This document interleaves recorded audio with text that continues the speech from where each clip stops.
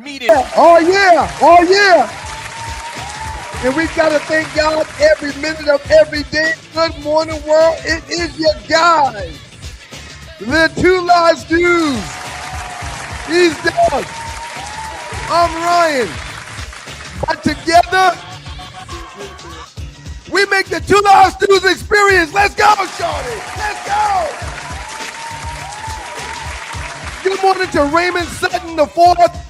Good morning to Adrian. Good morning to John Single. Good morning to Shedrick Moore. Good morning to all of y'all. Good morning to you, Dougie Stew. How you feeling this morning, sir? I'm fantastic, sir. How about you? I know you're feeling great. Congratulations to your New York Knicks, man. Congratulations. I'm in a New York state of mind. I'm in a New York state of mind. Good morning, everybody. Good morning. Shouts out to the beautiful people in Detroit, Michigan, WGPR, Hot 107.5 FM AC2. Good morning, Detroit. Sports Rap Network is in the building. I wish y'all would have made it to the finals from the East. New app on the iOS system now for your Apple phones. I believe the drone has already had a system set up on theirs so you can pick up and catch the Sports Rap Network's app to catch up with everything that's going on, not just with the Stew Show, but within Sports Rap Network as a whole. Good morning, y'all. Good morning. How you doing, man? How's the weekend? Other than your team won a world championship, man. I can't even start to get into how this is. I want you to understand something. You call and threaten me this weekend? No, I didn't. You called and threatened me, man. No, I didn't threaten you. You threatened me. You said, "Listen, hey, man, it was almost like you had my kid or something." Good morning, Jasani. Good morning. And it sounded almost like, "Listen, if you don't send so and so money to this address, you'll never see this kid again." That's what it was like. No, everybody that's listening, I called Doug and I said, "Hey, man, things are going to be different tomorrow, and if you want, you ain't got to show up. You ain't got to come. If you want a day off, tomorrow would be the day you want to take it, Doug." And he said, "Oh, no. Oh, I'm going to be there. So, Yeah, man, thank you for coming. Why wouldn't I be here? Well, this is my show. I'm half the damn Two Live Stews. Thank you for coming, man. Thank you for If I'm not here, it's not the Two Live Stews. If I'm not here, it's only one stew. It's the one stew show. Right. Very cool situation happened during the show meeting this morning, even though we were having some technical difficulties. Apparently, we've got those things worked out because we're now here. But there were 5 Moco Indians in the meeting at one time, 7 including us. Wait a minute. What'd you call them again? Moco Indians. The great Mo Palmer pulled up on us. That's actually pretty good. The great Dennis Reed pulled up on us. Our cousin Darrell Rivers pulled up on us. John Dingle was in the building, and Shedrick Moore. With me and you, that's 7 Moco Indians in the meeting at one time. If you're new to the show, we're from a small town called Moco, South Carolina. Moco, where they loco. I did notice a couple of Mocanians in the Mocanians. How do you pronounce that word? Mocanians. Mocanians. I did notice a couple of Mocanians in the pre-show. We got a lot to talk about, man. I'm ecstatic. My voice is gone. I've had one of the busiest weekends I've had in a long time. Why is your voice going? Well, I've been screaming and yelling. I mean, the game was one of those games where we had another comeback win, of course. Well, you know what's funny, man? And it is the Two Live Stews, Doug Stewart, Ryan Stewart. Good morning, y'all. Shouts out to the good people at WGPR. I actually need to handle some business before you get going, man. You know what's funny, man?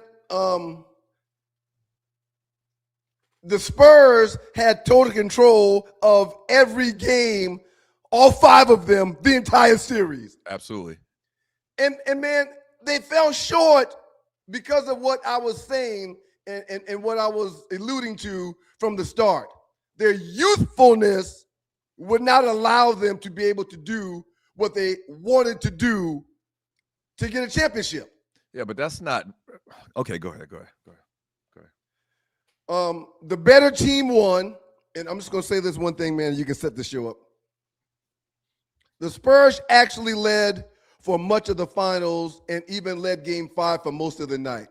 But the Knicks won the championship because they owned winning time. There's a winning time in each game, and that usually happens at the end of the first half and at the end of the fourth quarter. Wasn't that the name of Pat Riley's book, Winning Time? Hold on, man. I'm not talking about Pat Riley, man, or anything that's got any. Anyway, as I mentioned, the better team and the best player definitely won. But I want to share a crazy stat with you before we go any further, man. Crazy stat. Go ahead, sir. The Spurs led 69% of the minutes in the series and lost 4-1. All the games pretty much had the same script, sir. Knicks closed, Spurs could not close because of the youthfulness and the inexperience at positions and at coach. Happy for the Knicks, well-deserved. Big Body Brunson is him. Go ahead, man. Let me make sure we're on the same page, Joe. You do realize that the whole theme of the Spurs being young and the Knicks being a veteran team, everybody knows that. Everybody threw that out there before the series started, right? That's not an original thought from you. Right. That the Spurs were young and it would probably, hold them back in the series. In all actuality, I went back and put all of the chats, texts, Facebook posts that I've made the last month. And, sir, I've been screaming that the youthfulness was going to be what bit them in the ass from day one. It's well documented. On this show, on this platform. No, I didn't say you didn't say that. What I'm saying is everybody has been saying that. Well, no, everybody would say that. What I don't want you to do or what I don't want you to think is that I give a fuck about what everybody was saying. I don't care about what everybody was saying. Well, I'm telling you what everybody was saying. Well, no, that doesn't matter to me. Right. That's irrelevant. That's irrelevant. You're right. For you to come on here right now when it's you and I that talk sports every day and you want to talk about what everybody was saying, that's irrelevant. That doesn't mean anything. Right. Yeah.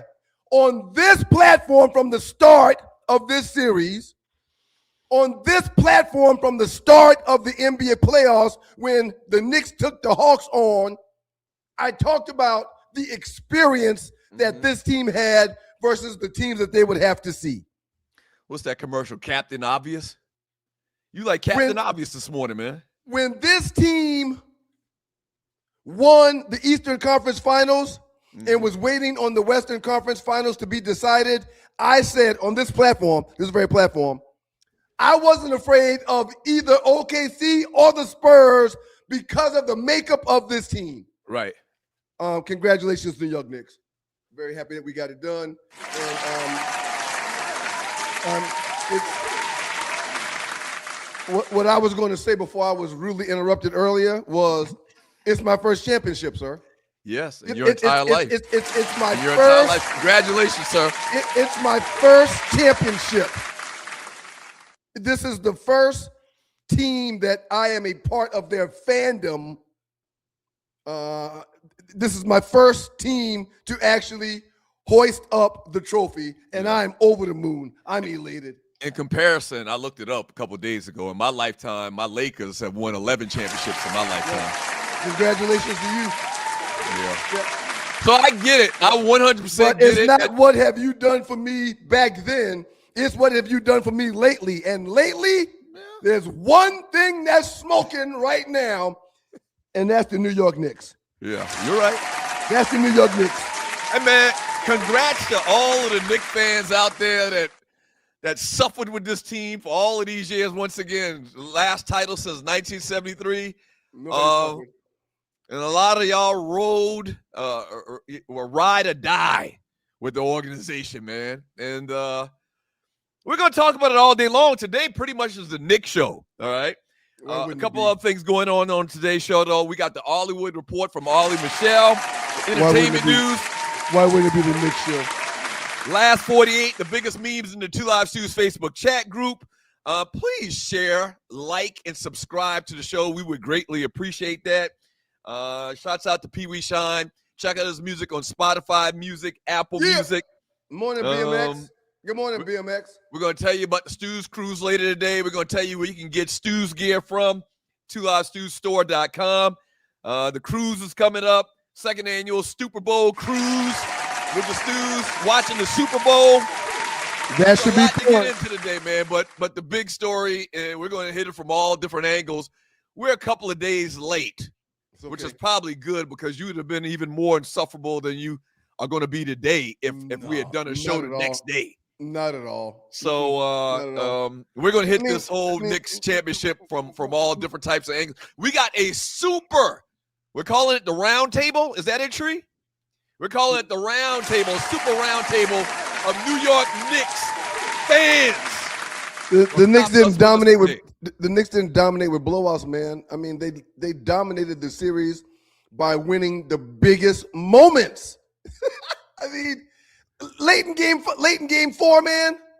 Late in game 5. 3, 4, 5. Late in game 5, Wemby goes to the line shooting 85% from the free throw line in the series and misses both. Yeah. Harper drives to the basket and misses 2 layups. Yep. It was like y'all was destined, man. Absolutely. No. That's destiny. No. For the Spurs, it's not destiny. It's a better team. We had a better unit. And a game isn't judged after 13 minutes. A game isn't judged after 30 minutes. You got to play the entire game. And we had a better unit. We had a veteran unit. When OG went to the line, he did miss one of the free throws late in game 5, but he hit one. Wemby missed both. There were 2 games where Wemby missed 2 free throws at the line. He's shooting 85%. Everybody wanted Harper to play over Fox. Fox was playing because he's a veteran that makes $50 million. Harper wasn't playing because they couldn't trust him. And every time late in the game they trusted Harper, he missed the layup, threw the ball away, or missed a free throw. The pressure. It was the pressure. And the decision-making of Mitch, Coach Mitch, shame on him. Everything that you're doing right now, we said we were going to do in the next segment. Oh, all right, then. Y'all please act like I didn't say anything, and then I'll repeat it when we get back. Hey, man, congratulations to all the New York Knicks fans. Thank you. Today is going to be a tough listen if you're not a Knicks fan. Thank you. Clearly. Thank you. Clearly. It's going to be a tough listening if you're not a Knicks fan. But we got Last 48, all of that great stuff coming on later today. We got a super chop it up where we're going to have on like 4 or 5 New York Knicks fans, old school New York Knicks fans. Yeah. Vern from Jersey going to come on here today and talk about the championship. Maybe you'll listen because Terry Clark is saying it, not me. The Spurs led for 70% of the series and lost it 4 games to 1. That will stick with you for a long time right there. Right, Terry? You saying it makes it more listenable than me, Terry. Thank you. I'm going to tell you, man, what this might have done, though, is it might have created a monster in Victor Wembanyama.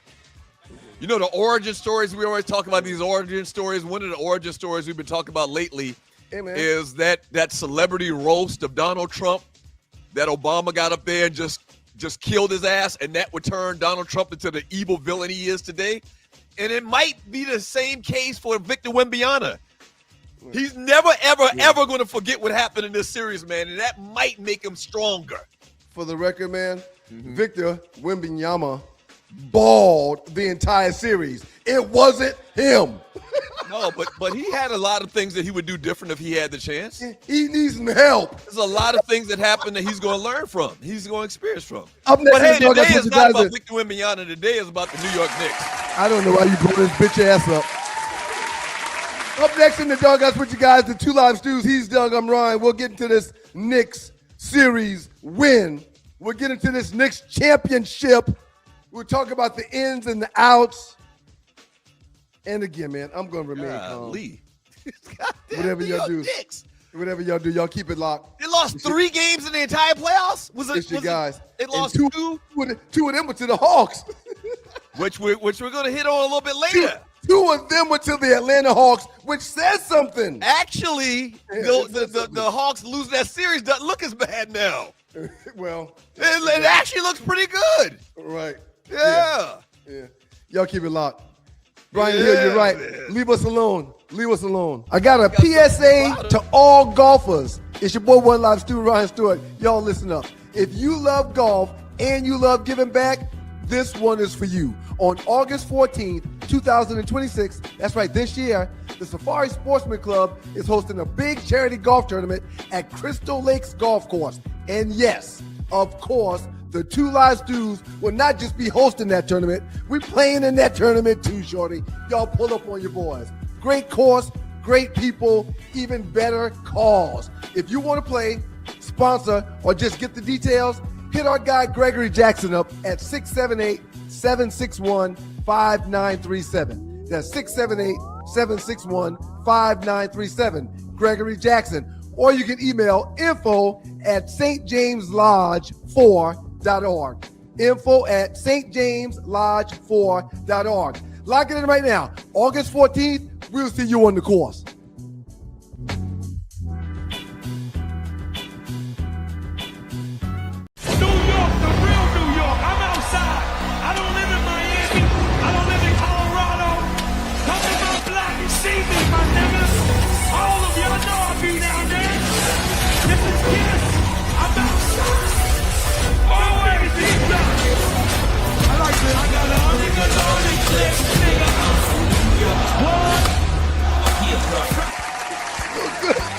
We played so good. We played so good. I got 100 guns, 100 clips. Welcome back to you guys, the Two Live Stews. He's Doug, I'm Ryan. I'm from Resident New York. fan in the building, that's me. Shouts out to everybody that's tuning in. Shouts out to the great people in Detroit, Michigan. WGPR Hot 107.5 FM HD2 in Detroit. Sports Rap Network is in the building. We played so good, man. Go ahead. I'm not even sure the name of that clip. I'm not sure the name of that song even, but it's obviously Jadakiss. I don't know if the Locks join him in it or not, but the song might be called 100 Guns, 100 Clips or whatever. What do you think is a more popular song, that song or the Alicia Keys, Jay-Z, New York song? Maybe we can do a poll on that. You know the most remarkable part of this entire thing? Mm-hmm. All 5 games were decided by a combined 20 points. You just moved on from the little comment I made. That's response. That's a 4-point average margin. Yet New York won 4 of those games. That's championship execution. I mean, when they go over the film, all 5 games, and I'm talking about the Spurs, when they go over the film, they're going to be able to look at first halves like, man, damn, we were up by a total of 50-plus points in the first half for all 5 games. Mm-hmm. But in that second half, the youthfulness assisted them with finding ways to lose. And again, all 5 games being decided by a combined 20 points is a phenomenal way to get a victory. You know, we beat the Hawks by 50 points in the first series. One of those games, beat them by 50. That's not fun to watch. But every last one of these final 5 games in the NBA Finals this postseason here was fun to watch because you had no idea what was going to happen, and it came down to the last minute of every game. The Knicks defeated the Spurs 94-90 in San Antonio to win their first NBA championship since '73, closing out the series 4-1. It was a real ugly game, most people would tell you, but it was a classic Knicks win. Tough defense. Jalen Brunson, which we're going to get more in depth about Jalen Brunson and what he means to that organization and to that city going forward. The Knicks trail once again by double digits again for coming back again in the second half. Game 4, down by 29. Largest comeback in NBA Finals history. Won that game 107-106, 1 point. Gave us a 3-1 lead and control of the series.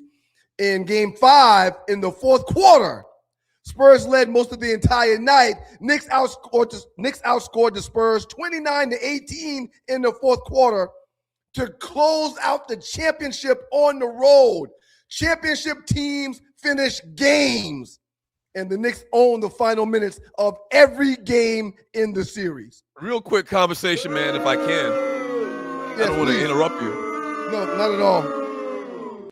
De'Aaron Fox, man, if I ain't no better, he was point shaving. You know what? I want to talk about that real quick. He went 3 for 15 from the field. How much you said he's making early? You said it early. How much money he's making? 50. De'Aaron Fox makes $50 million a year? 50. Now when they actually made the deal to bring him over and you know basically play alongside of Wemby, I was like, oh, De'Aaron Fox is a great player. That's a great compliment to Wemby. And he just wiltered in these goddamn this series with the Spurs in the finals. He went 3 for 15 from the field, struggled throughout the night. You can go back to 2 games ago where all he had to do was run the ball around and make them foul him, and he would have probably hit both free throws, and they would have won, you know, and they lost that game coming back from 29 points. He was shitty beyond compare. If I didn't know any better, I would think he was point shaving. Well, because it was the finals, there's no way he was point shaving. I mean, it's the only game in town. Why? So, Why? Because it's the finals, he wouldn't be point shaving. There's no bigger game under a bigger microscope than every NBA Finals game. Hell, the commissioner was probably at every game.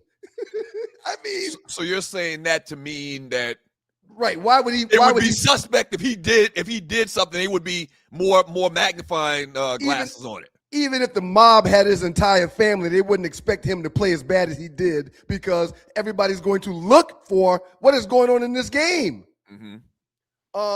I do want to say this. When you've got Harper, who played the way he played, 25 points in game 5, averaged 18 points per game in the finals, which is the most by any rookie guard in the finals since Magic Johnson. Clearly a future superstar, but a rookie. When you've got that player doing what he's doing, you're automatically going to say, how come he's not getting more minutes? Put Dylan Harper back out there and just take Fox off the court. But it don't work like that. The economics of the game doesn't allow it to work like that. Well, they did that. They basically did that in the final game. Well, okay, they did that Harper, in the final. Harper got starter minutes. Fox started the game, but within like 2 or 3 minutes, it seemed like they took his ass out and put Harper in. Okay. And that's the way it's going to be going forward next year. Like, I don't even know if they even let Fox back on the bus. No. Because he's definitely not going to be a part of that team next year. Real quick, sir. Mm-hmm. I heard Fox missed the flight leaving. I heard Fox wasn't on the plane. Well, they were in, they were in what you call it. Well, I heard he wasn't welcome back in the locker room. Okay. Dylan Harper, for the record, in game 5, he got 31 minutes, had 25 points. However, as good as he played in game 5, in the fourth quarter, in the clutch, when the ball was in his hands, he did nothing right. Right. Everybody got cold for the Spurs. Everybody. Well, everybody who was young got cold for the Spurs. Well, their whole team is young. Go ahead. That's my freaking point, Doug. I mean, golly. Right. Golly. In games like that, closeout games, NBA Finals games, you don't want 1 year, 2 year, and 3 year guys controlling your fate. You just don't want that. Mm-hmm. And it showed to be true late in game 4 and late in game 5. So De'Aaron Fox started every game because he's the player that has proven himself. And the economics of the game say he's supposed to have the ball. Right. Yeah. He just happened to have one of the worst series in the history of the NBA. Yeah. And it happens sometimes. He did some things. The whole thing in game 4 where he didn't try to run out the clock. And I don't know, if you look at that play, he probably in his mind subconsciously was like, I'm way faster than Anunoby. There's no way he's going to be able to catch up to me and block this layup. And that wasn't the case. but he still should know better. Like, he's played in the league maybe, Okay. I'm going to say 8 to 10 years. Let's talk He about should have that. known better. That's Let's why talk- it's very suspect, his entire play in the last 3 games in particular in the series. Let's talk about that real quick. Mm-hmm. Wasn't there a tad bit of pressure on De'Aaron Fox the entire series? Because from the start of the entire series, every time Harper came in the game, he was making plays. Probably. Okay. All right. Well, I mean, he has to know, based on Harper's play this entire year, in particular under the spotlight in the playoffs, that it's Harper's job. Okay. The only reason Harper wouldn't start was because he's a rookie. All right. In game 4, which De'Aaron Fox pulled the ball out and he wasn't supposed to. Uh-huh. Harper had 21 points. Fox had 18. What does that mean? He needed buckets. That's why he didn't pull the ball out. In the back of his mind, he's got to be thinking, I got to show my worth. Mm-hmm. Yeah. Yep. This rookie has come in here and he's got 21 points in 32 minutes. I'm still not convinced he wouldn't point shaming. Because he know Hey, better. man, the psychology of the game made him say, I need another bucket. As a matter of fact, I'm going to get this bucket and I'll probably get fouled. So I can go to the line and get 3 points. But I need this bucket. I can't let this rookie come in this game that's a pivotal game and outscore me. Fox's credentials to get into the arena have been revoked. Yeah, man, it's real bad. But you know what? He's a great player. He's a great player, and he'll get picked up. All those years when he was in Sacramento, man, it was like he's better than everything else they got out there. His time as a Spur is over, sir. Oh, it's definitely over. Yeah, Somebody posted in the chat room that he's probably going to end up being a Laker. I would love to have him on the Lakers. Now, he needs to have a couple of sessions with a psychologist to get his mind right, but I would love to have De'Aaron Fox as a Laker. I would absolutely love it. He got to fix some things, but I would love to have him as a Los Angeles Laker. That's exactly what we need, is a point guard like that can score, that can be a floor general, deliver the basketball in good spots and whatnot, man. But as far as this series, I'm not sure if he wasn't point shaming. I'm serious. No, I'm serious. From MRK P95, Fox with that big number and with that terrible finals might be untradeable. No, I think it don't work like that. I think you know who that reminds me of? What's the wide receiver that AJ Brown? His salary is not $50 million this year. It's actually $37 million this year. That's a lot of money for somebody. Right. Still. Fox reminds me in this situation right now. We're talking about Fox. He reminds me of AJ Brown. Even though AJ Brown for the Eagles didn't have the great numbers that he thought he should have, that a lot of people thought he should have, you still knew the talent. Right. No matter what. So I knew other teams would be happy to have him, even though he was a malcontent there in Philadelphia.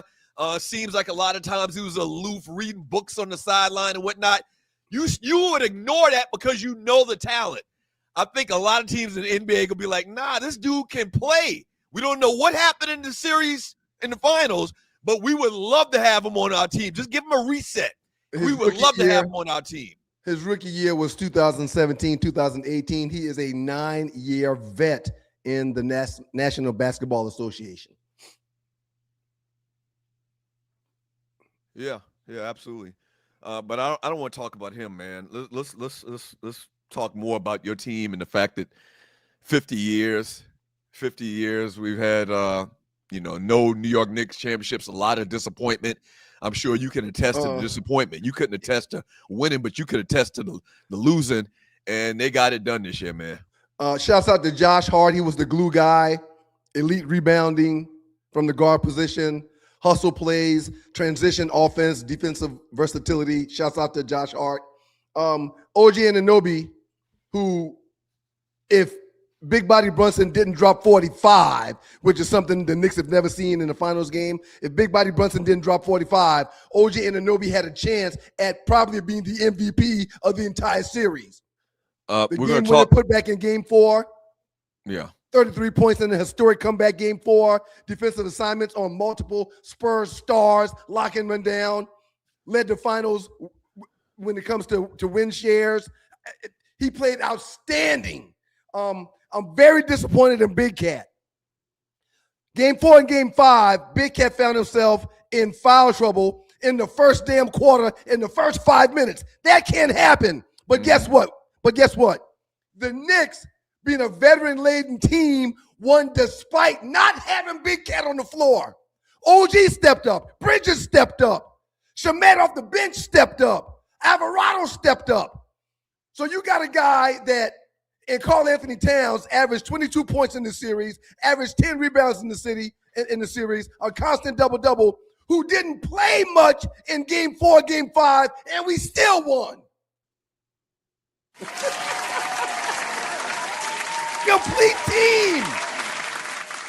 Complete team, man. But I want to say this one more time.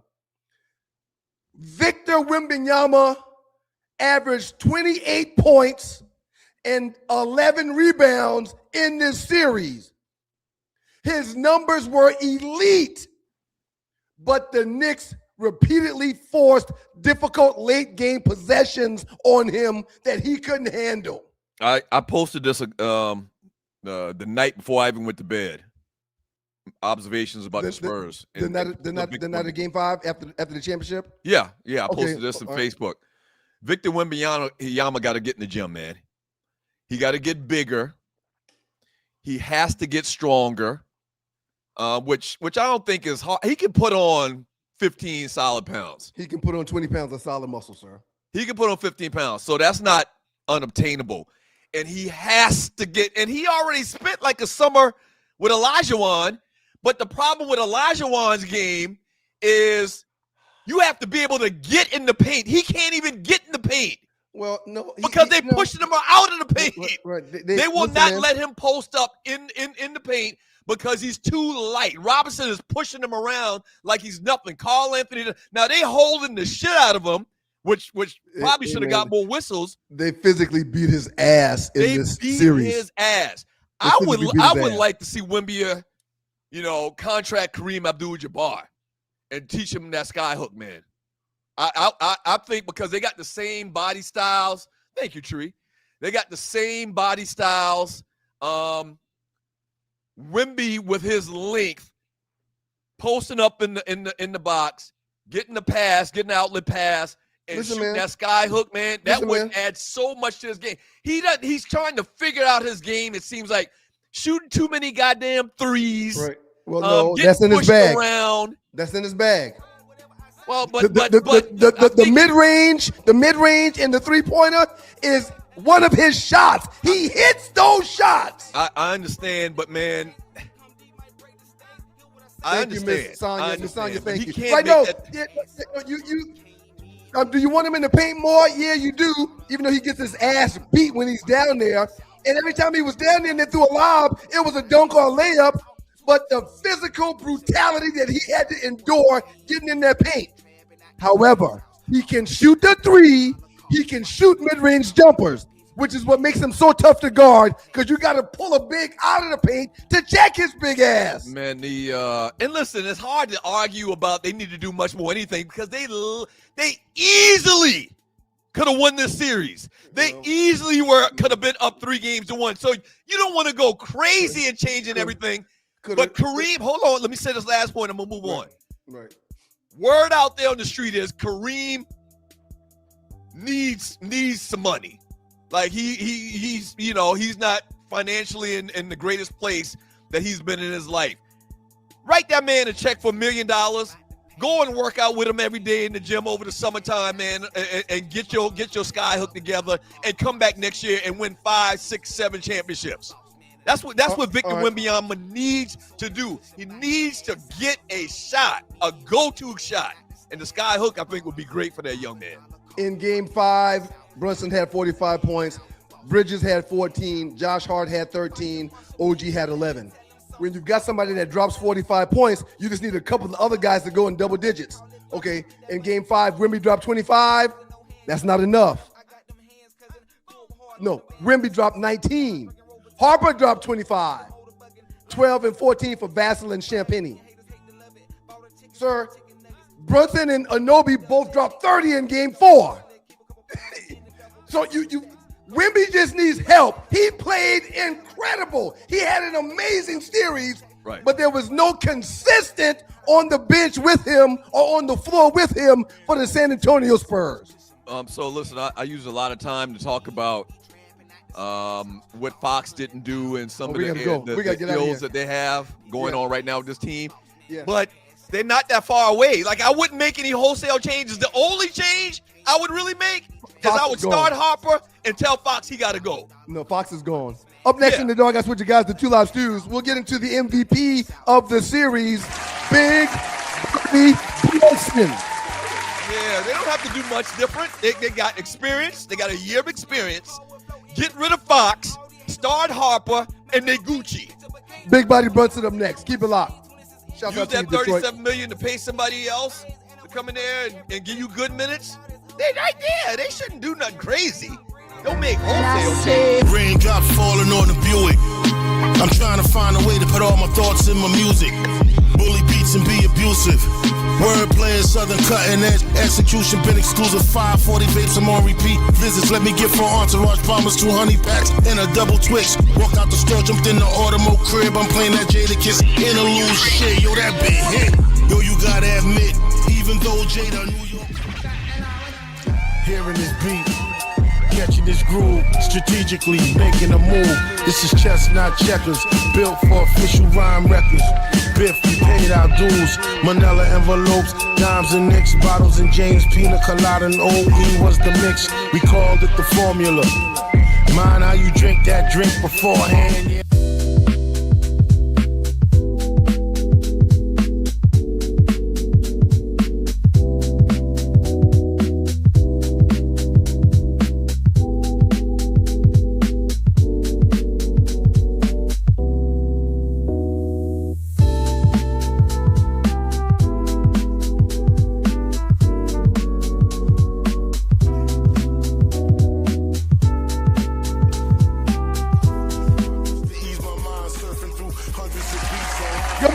This your guys at Two Live Stews. I'm Ryan, he's Doug, together with the Two Live Stews, and this is your Two Live Stews experience. Shouts out to my man Pee Wee Shine, BMX. We appreciate you, brother. Thank you for the music. Pee Wee Shine, aka BMX, on Apple Music, Spotify as well. Hey, man. Moto legend. Before you go any further, man, I saw a couple people in the chat asking if there was going to be a World Cup report today. Mason had one of the longest weekends of his life, so when I wanted to come down and record the World Cup report last night, because he has to go to work today, we just couldn't get it done. So hopefully we'll get another one before the week is over. But happy birthday to your nephew, man. He's 15 today. I know. I got it on my calendar. Happy birthday to your nephew, man. Happy birthday, Mace. When we get to the picture of the day segment, I'll share some of the good news from his weekend. But yeah, man, it's Mason's 15th birthday, man, and I can't believe that dude is 15 years old. It's absolutely mind-blowing. Shouts out to, and you see the questions I've been posting, Ask Mason, right? Yes, I love it. So I've been posting these questions to the novice soccer fan about this game of soccer. And a lot of people respond back like, have been responding to the post that, you can't be this ignorant about soccer. I am very ignorant about soccer. See, I have never watched more than 10 minutes of soccer in my life. I wish they wouldn't do that. I wish they wouldn't talk to you I'm like serious. I mean, but these people saying this stuff, you got if you they don't know nothing their damn self. They don't know nothing their damn self. That's the point I was going to make. Right, exactly. Right. Yeah. So I would say 95% of this country is like me. They're very ignorant to soccer, whatever, because we really don't get down with soccer or football, as they call it, the original football. We don't really get down with it like that. So I'm asking these questions And I'm kind of trying to spurn conversation with the listeners, having some fun with it. But in particular, I want my nephew Mason to come on and answer some of these soccer questions, man. He would love to, man. He would absolutely love to. Shouts out to the USA team who beat Paraguay in their first game. Phenomenal. Played really good. I watched a lot of soccer this weekend, man. Mm-hmm. Played really good. Real quick, man. Brunson dropped 45 points in the final game, which is a Knicks finals record. He had 29 points in the second half, 15 points in the fourth quarter, and the New York Knicks only scored 94 points to win the game. Look at this guy here, man.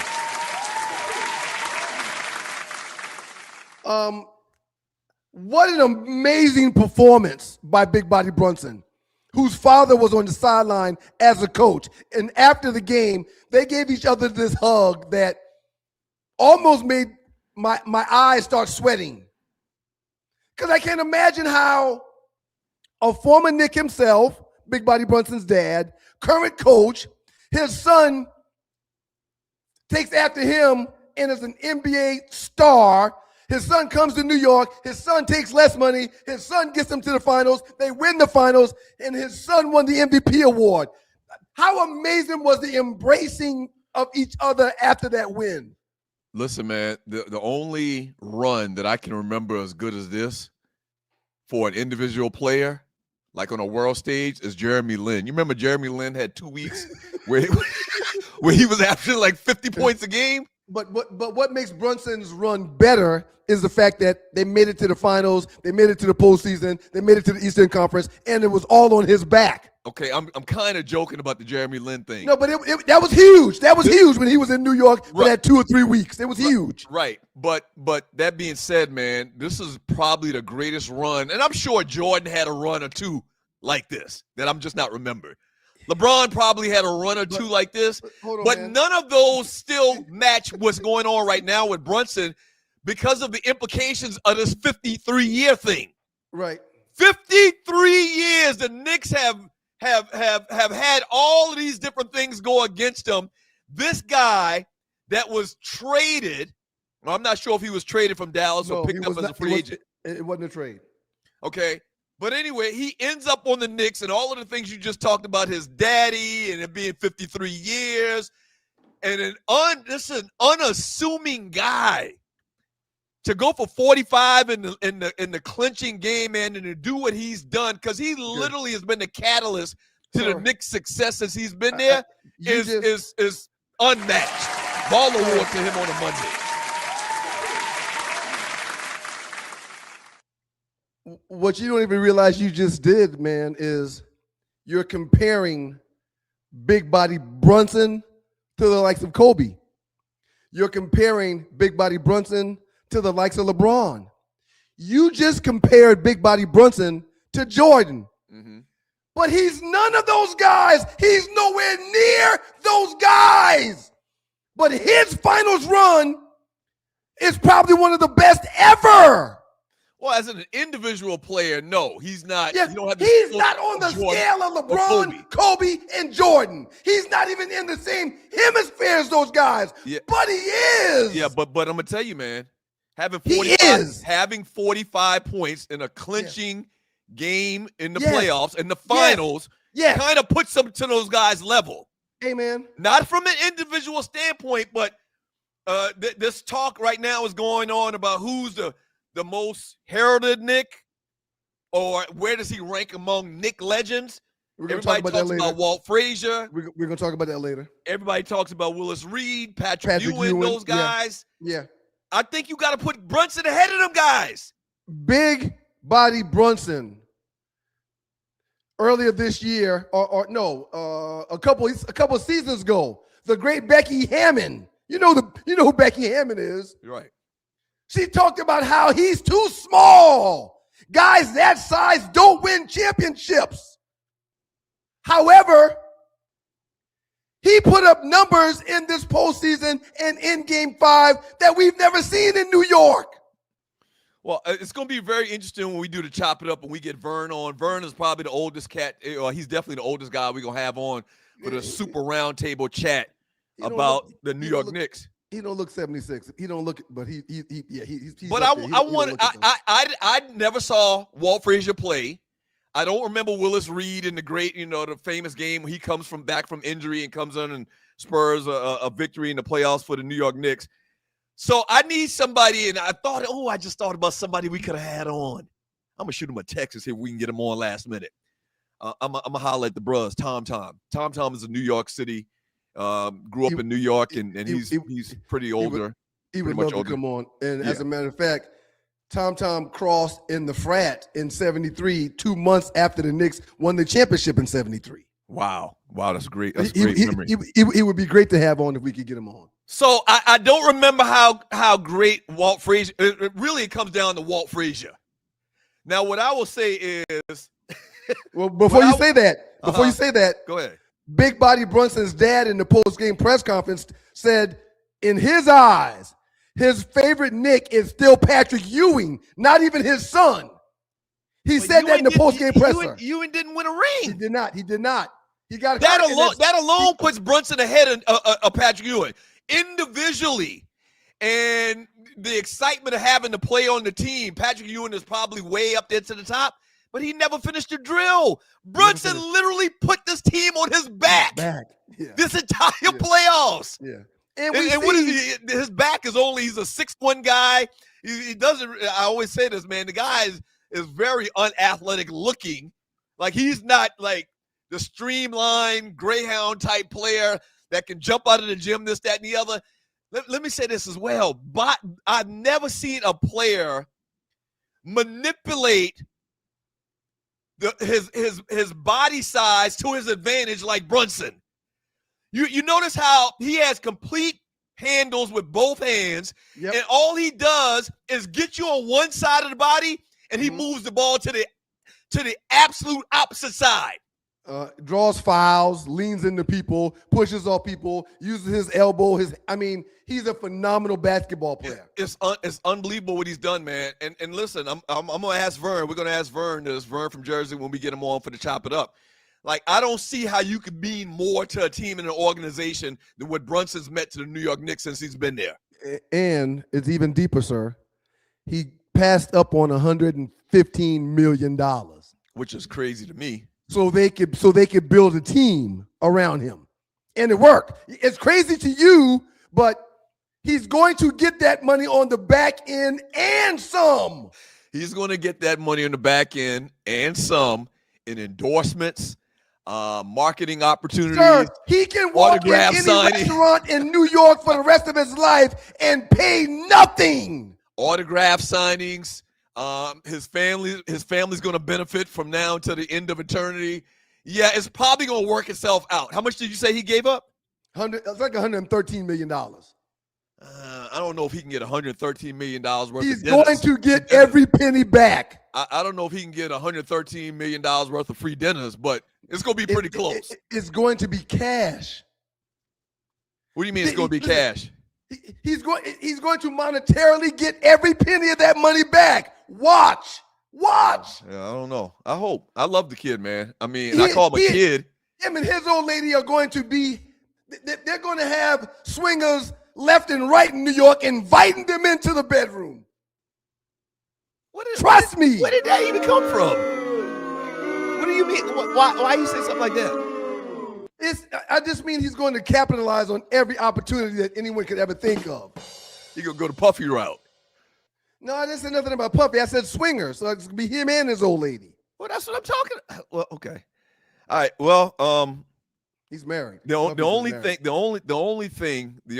man, that he's gonna regret, man, is 25 years from now, he's gonna look back at all these videos of these little shitty little braids he got.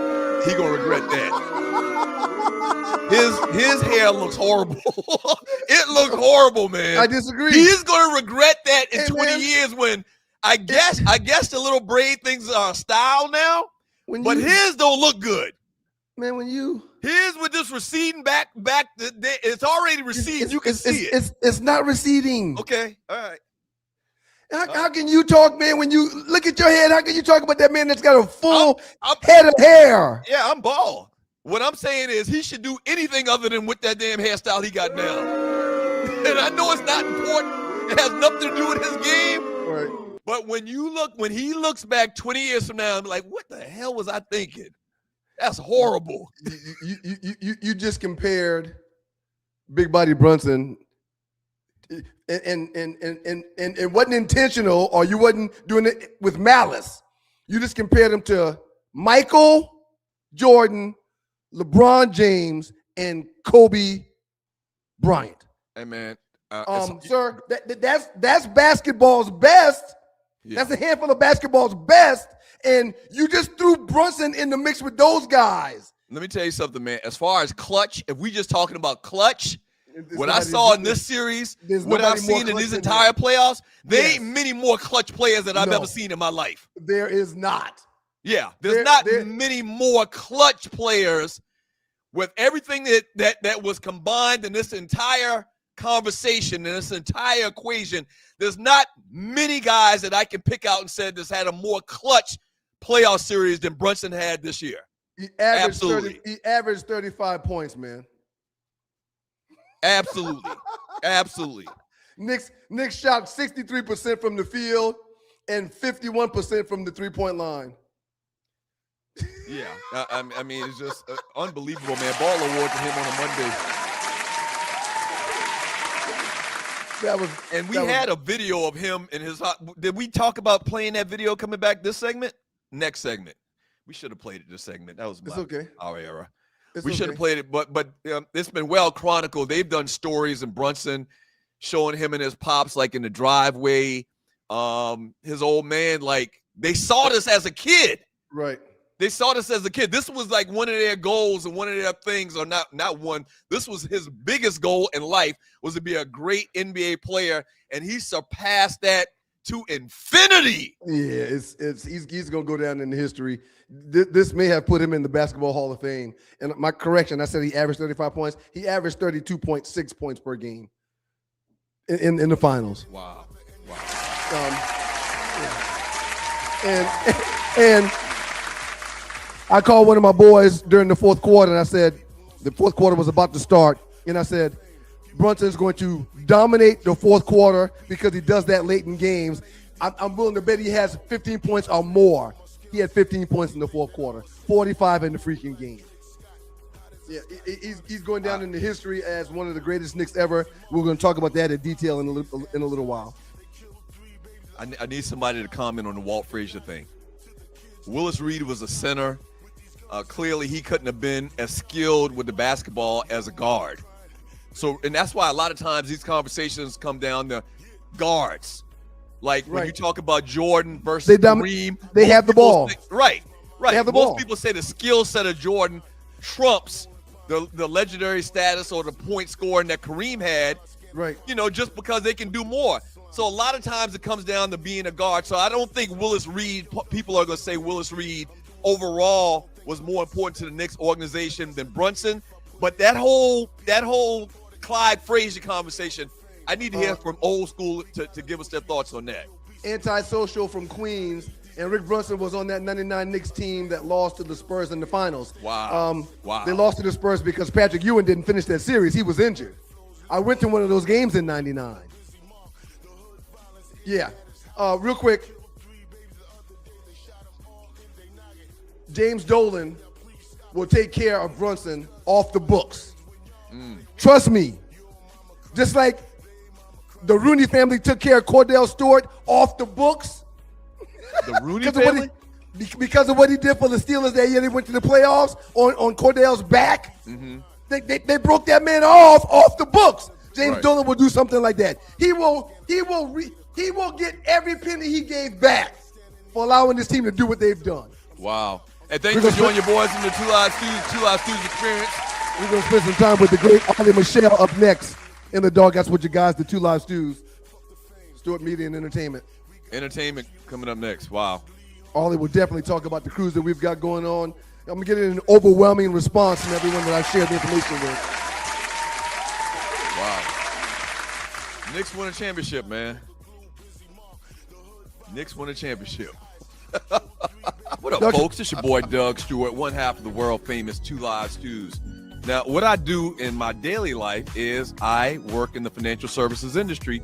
In particular, I sell life insurance, okay? I do retirement planning, investing as well, but really I focus on life insurance.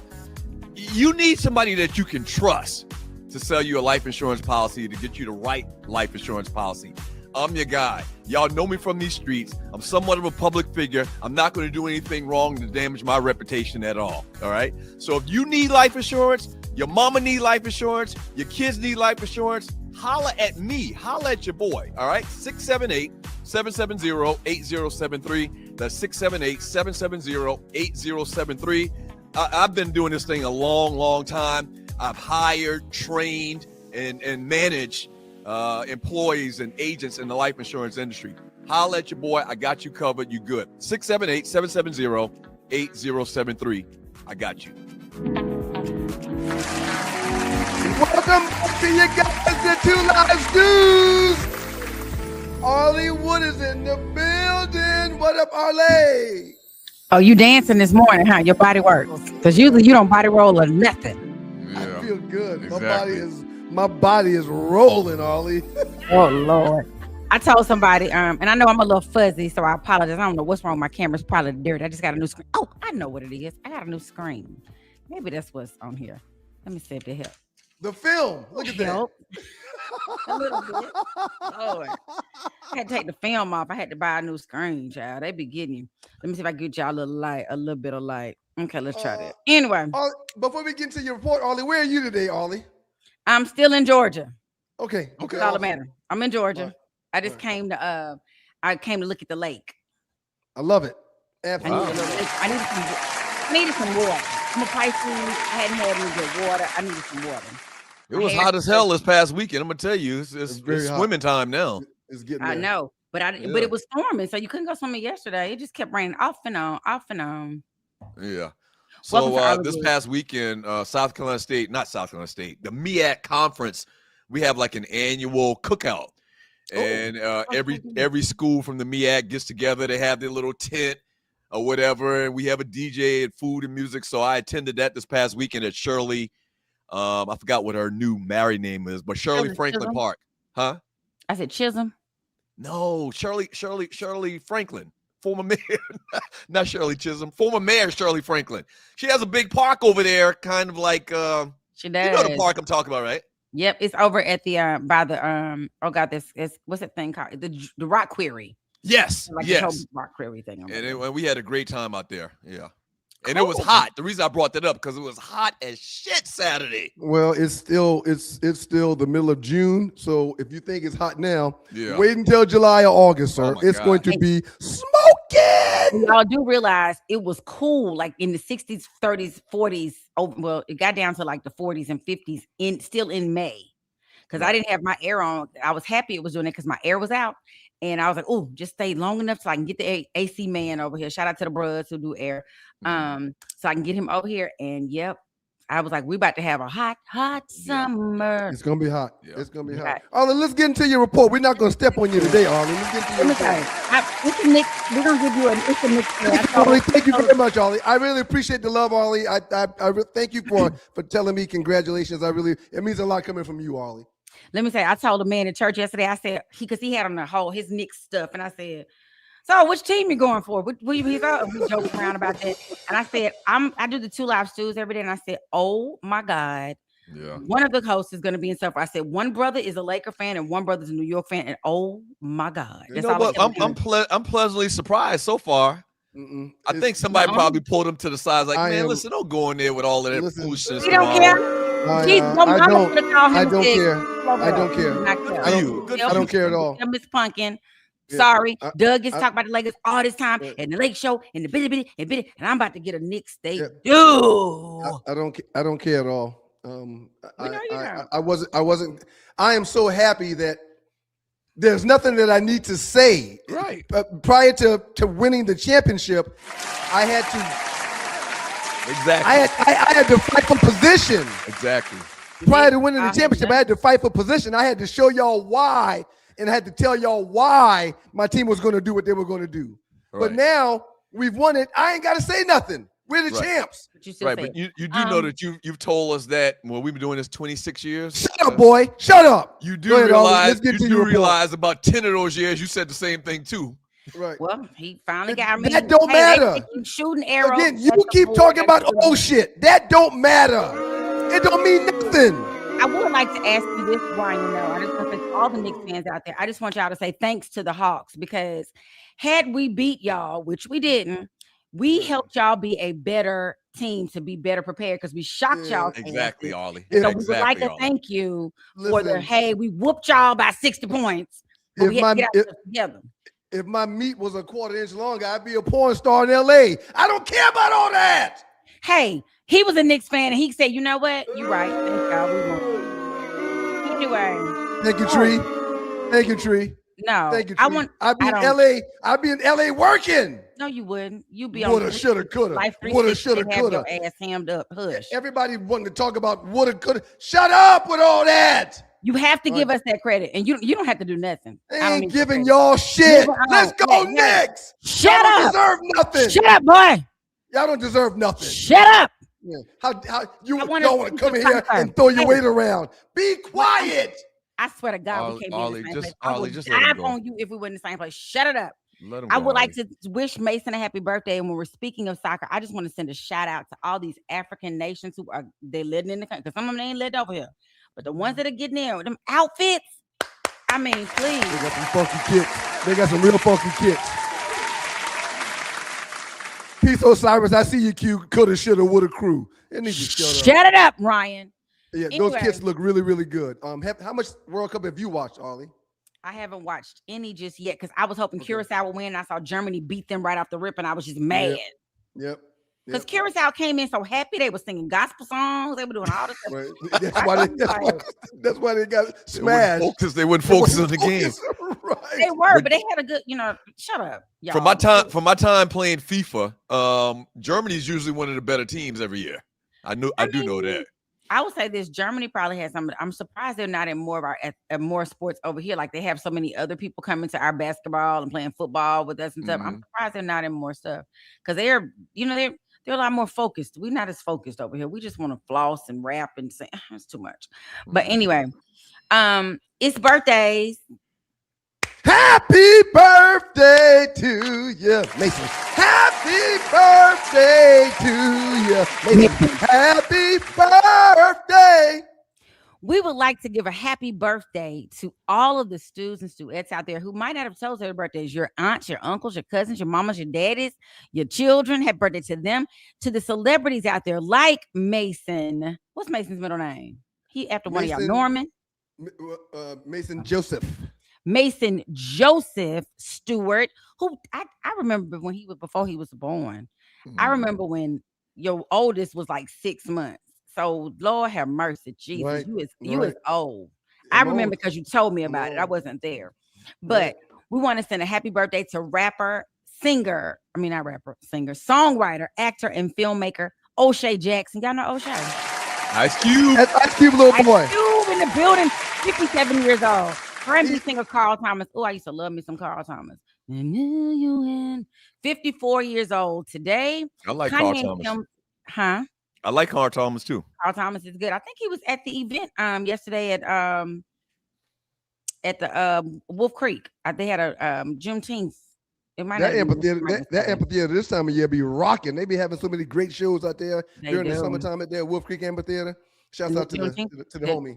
Yep, and their Juneteenth I think it was a free show. Kanye and Kim's eldest daughter, Northwest, very creative name, but still a lot. 13 years old. Wow. And again, shout out to the second or the middle child of JP and Ryan Stewart, the nephew of the GOAT, Doug Stewart. Mason. Happy birthday, Mace. Money making Mace.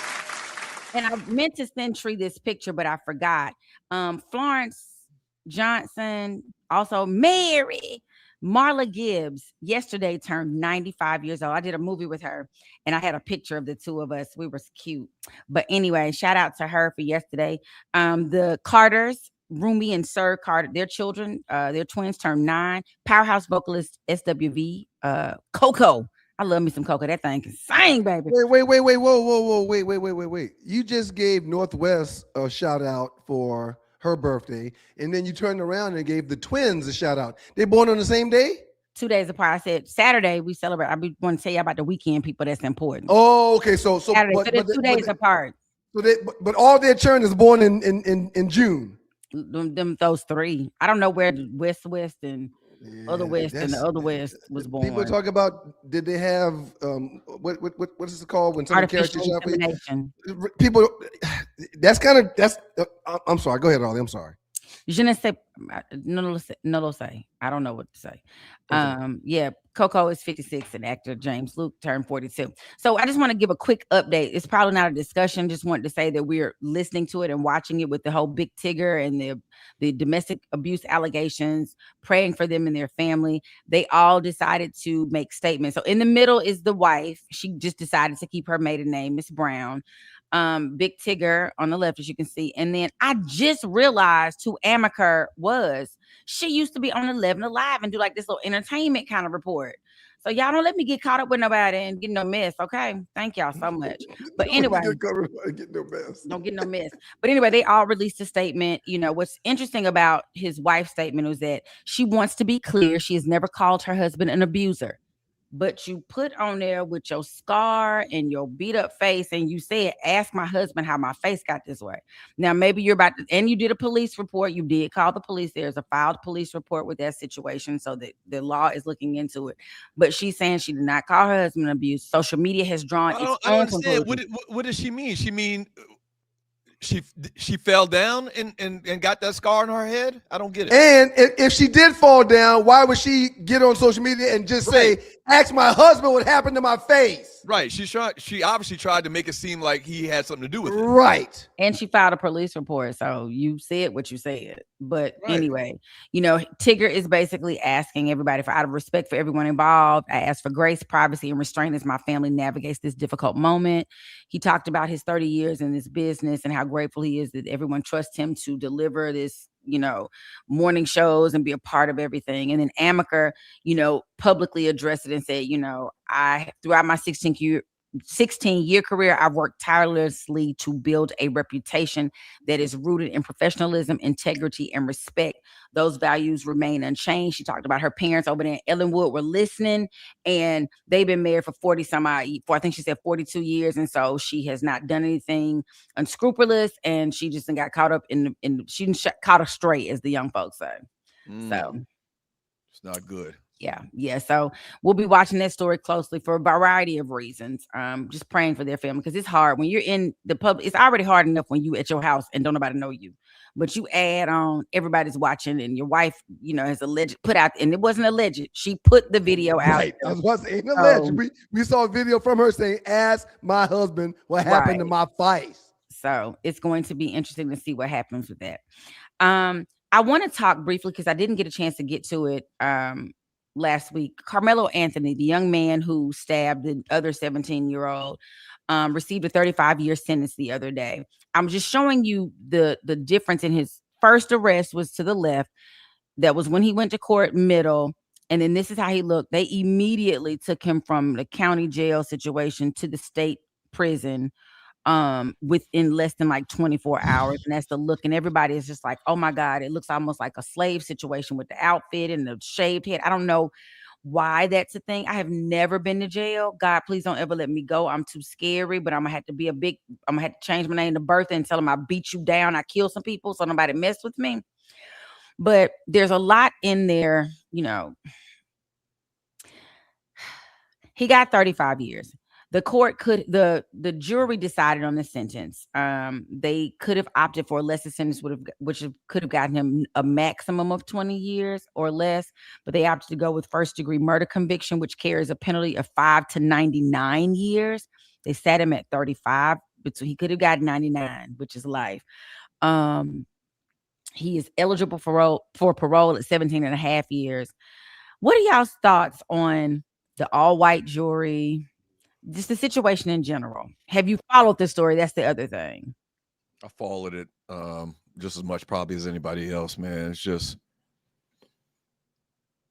based on past history in these types of situations, clearly he was done wrong. He shouldn't have got 35 years in prison for defending himself. That's what he says. And you can't tell him any different. You're not in his head.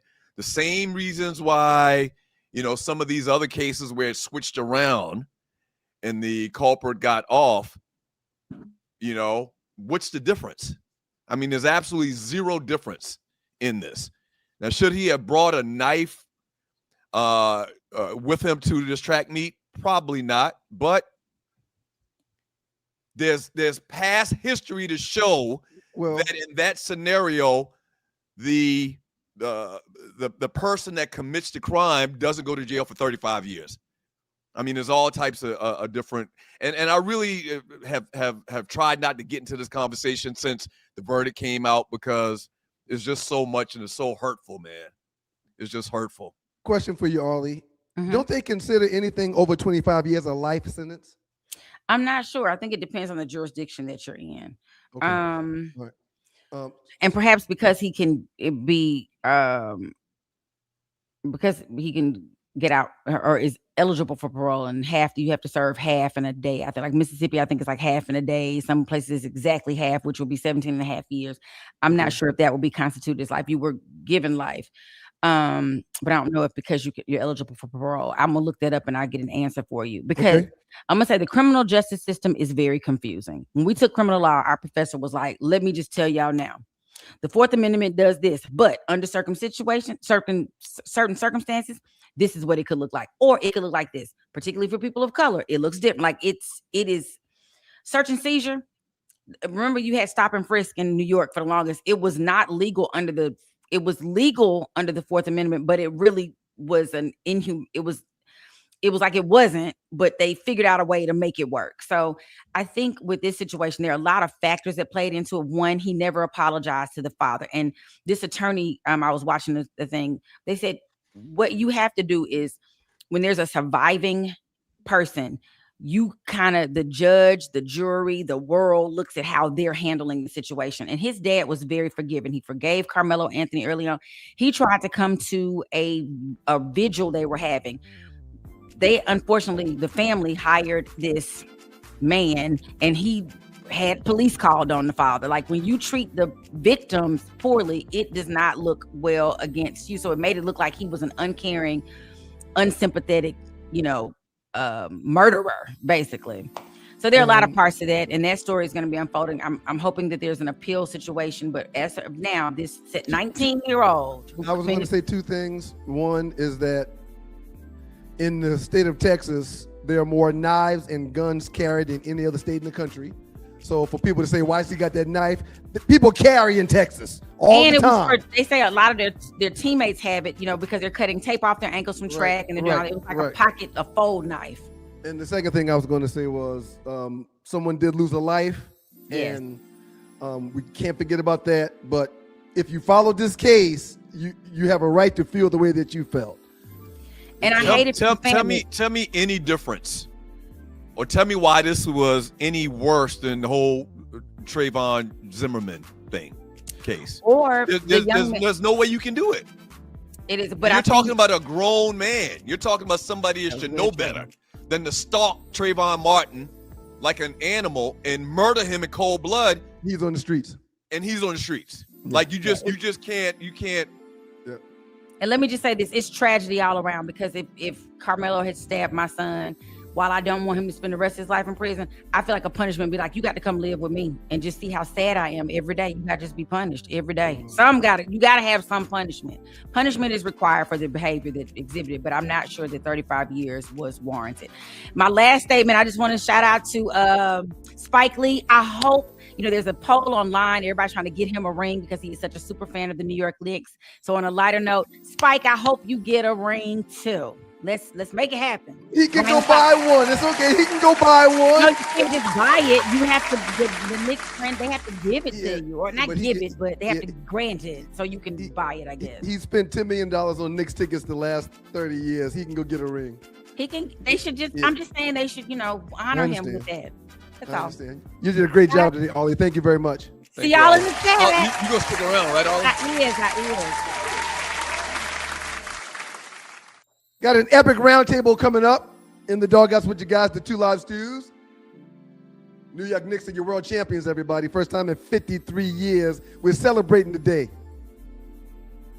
Got my man, Jersey Vern. I don't call him the chief thing, he says, because that's not his name. That's somebody else's name. But Jersey Vern in the building, Microwave in the building, Dark Sun Rider in the building, and my man, Jew Jam in the building. Next round table up next. That's not the Knicks round table. It's just a round table. Hey, man, would you shut up? Knicks round table up next. It's not the Knicks round table. Everybody on here everybody that we about to talk to got something that says Nick on it, except for you, and you talk about it's not a Knicks round table. What kind of round table is it? That's actually this meme is misrepresentation. I'm not a Spurs fan. I'm just representing the Spurs' interest in this conversation. Is a better way. Y'all keep it locked. Two Live Stews up next. What's going on with that one long gray hair at the bottom of your chin? Hey, man, it is what it is. So he's just totally repelling the Beijing? I don't use any Beijing, man. I let them express themselves. Like we are going to express ourselves when people book the stews. Larry Brown, 404-895-9395. Repasses, funerals, open mic nights, bar mitzvahs. Yes, bar mitzvahs. Yeah. I would learn more about the culture before getting booked for one. But if I get booked for one, I'll damn sure come do it. Anyway, book the stews. 404-895-9395. Call our guy Larry Brown. Email him sme.larrybrown@gmail.com. Tailgates, strip clubs, scripper clubs. We do it all. Dropping the kids off at school, picking the kids up from school, going to the kids' school for recess. We do it all. Draft parties. Oh, yeah. We do it all. One thing we didn't mention, or we forgot to mention, so let me mention it. 4 small feet.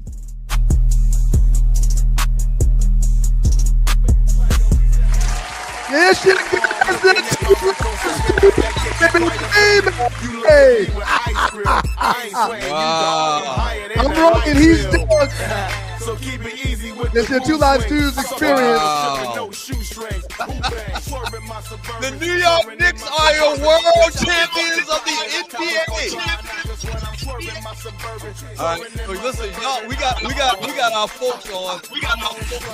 Y'all should know this, especially you, Vern. Y'all got to turn your radios down on the other side. I bet it's Vern over there trying to listen to himself. Yeah, Vern, you know better than this, Vern. No, I don't have it. All right, so. All right, Dark Sun Rider, you have to have your radio volume turned down. As Vern turns it down, no, I don't have mine up. No, I didn't turn Vern, we know it's you. We know it's you, Vern. Yeah. All right, so listen, we're trying something different today, man. In honor of the New York Knicks, we thought it would be cool to have on some of the New York Knicks biggest fans that support this show. So we got on Chief Rocker, Jersey Vern, Jew Jams, Microwave, and Dark Sun Rider. It's Dark Sun Rider. Dark Sun Rider, turn your volume down in your car if you're listening. Okay. There we go. There we go. Yeah, there we go. Now we're ready. There we go. Yo, go ahead and set the ground rules so everybody understands, and let's get into it. All right, so first of all, congratulations to all of y'all. We feel like a real New York Knicks fans, supporters. Congratulations to y'all. It's been 53 years. We're just going to get y'all thoughts, man, and y'all's opinions about this year, this magical year, and the fact that the New York Knicks are now world champs. Let's start it off with Vern from Jersey. Vern, what do you think? How do you feel today, champ?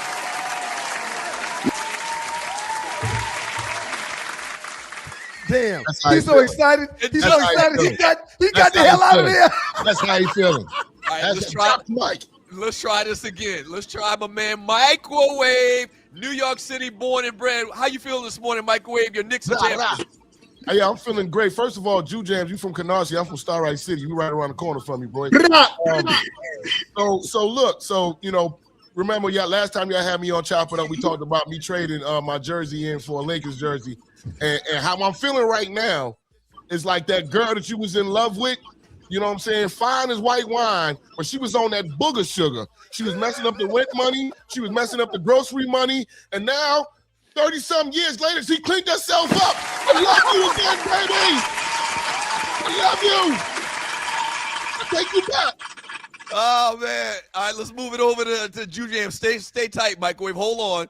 But Jew Jams, number 7, South Carolina State alumni. What's your thoughts? New York City born. What's your thoughts today? How you feeling today, champ? Hey, first and foremost, I'm actually from East New York, Brooklyn. At the time when I went to high school, Jefferson was the worst high school, so that's why I went to Canarsie. But, yo, big ups to the whole stomping mob out there in Concrete Jungle. Getting it in. I love all of it. People say they hate the violence that's going on, but what you gonna do when you got 2 million people that all grew up in the hood? That's bullshit, Jew Jams. Let that man talk. Let that man talk. It's gonna happen, but we've been loving the Knicks forever. It ain't no switching, ain't no transfer portals here, baby. Wow, there you go, Jew Jams. Hey, and shout out to you, Jew Jam. I saw you enjoying the championship win with the great Shaquem, another South Carolina State grad. So shouts out to you and Shaquem. Saw y'all hanging out, man. One time to you, Shaquem. We appreciate you, homie. All right, last but not least, we're going to bring him on. My man, Dark Sun Rider, been riding with the Knicks forever. I can't hear anyone. Great supporter of the show. Dark Sun Rider, what are your thoughts this morning? I can't hear. Oh, golly. All right, Doug, go to Vernon, come back to Dark Sun Rider. Okay, so Dark Sun Rider, we're going to work on your sound, man. Once again, this is experimental stuff. This is next level stuff. So far, so good. So far, so good. All right, Vern, we lost you, Vern, but now you're back, but now you're gone again. Nick's breaking the internet, baby.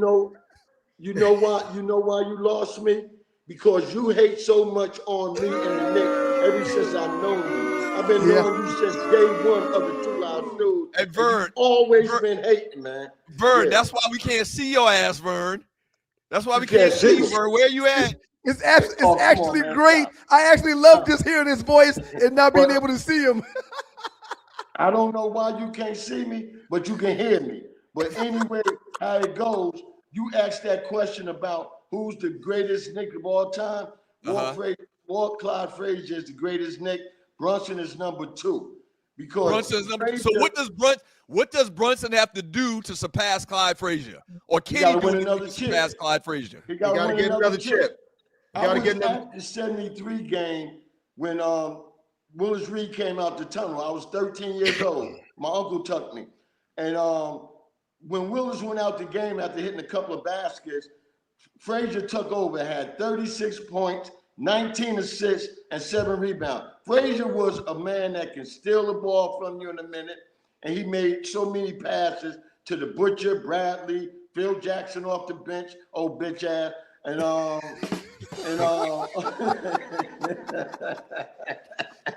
Well, Microwave, while we're here, do you and Jew Jams agree? Is Walt Clyde Frazier still number 1 in y'all's book when it comes to the greatest Knick of all time? Well, I'm a little younger.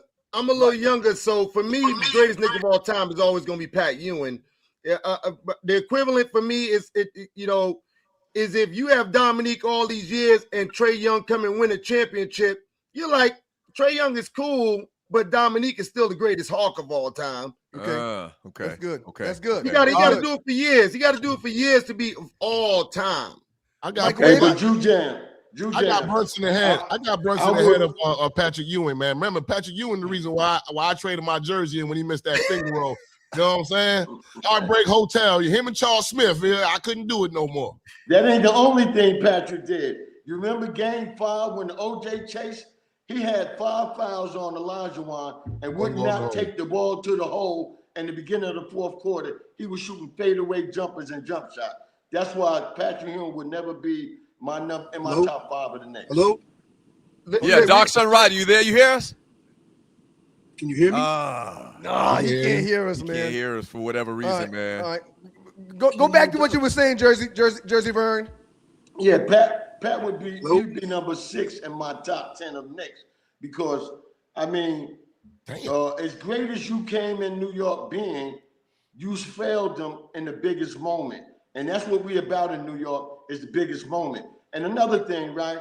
Y'all talk about Doug and all the haters talk about how the fans are acting. A lot of them fans are YNs that never had a team like they have today. And they don't have nothing else to do but hang out in the street and do stuff like that. Anybody that was a fan like me for 50-something years or 40-something years, we just chill. I'm going to show you what I was chilling with, right? No, we can't see you, bro. You ain't showing us nothing, Vern. Yo, hey, real quick, man, real quick. In defense of Pat had to deal with Black Jesus for many years. So he had a real hard thing to get by Jordan. And I'm gonna tell you something. That big body Brunson, you're gonna mess around and start thinking about him as you think of Jordan, because he overcame things that people his size just don't do. Right. It's the will and the dog in Brunson that made him win that thing.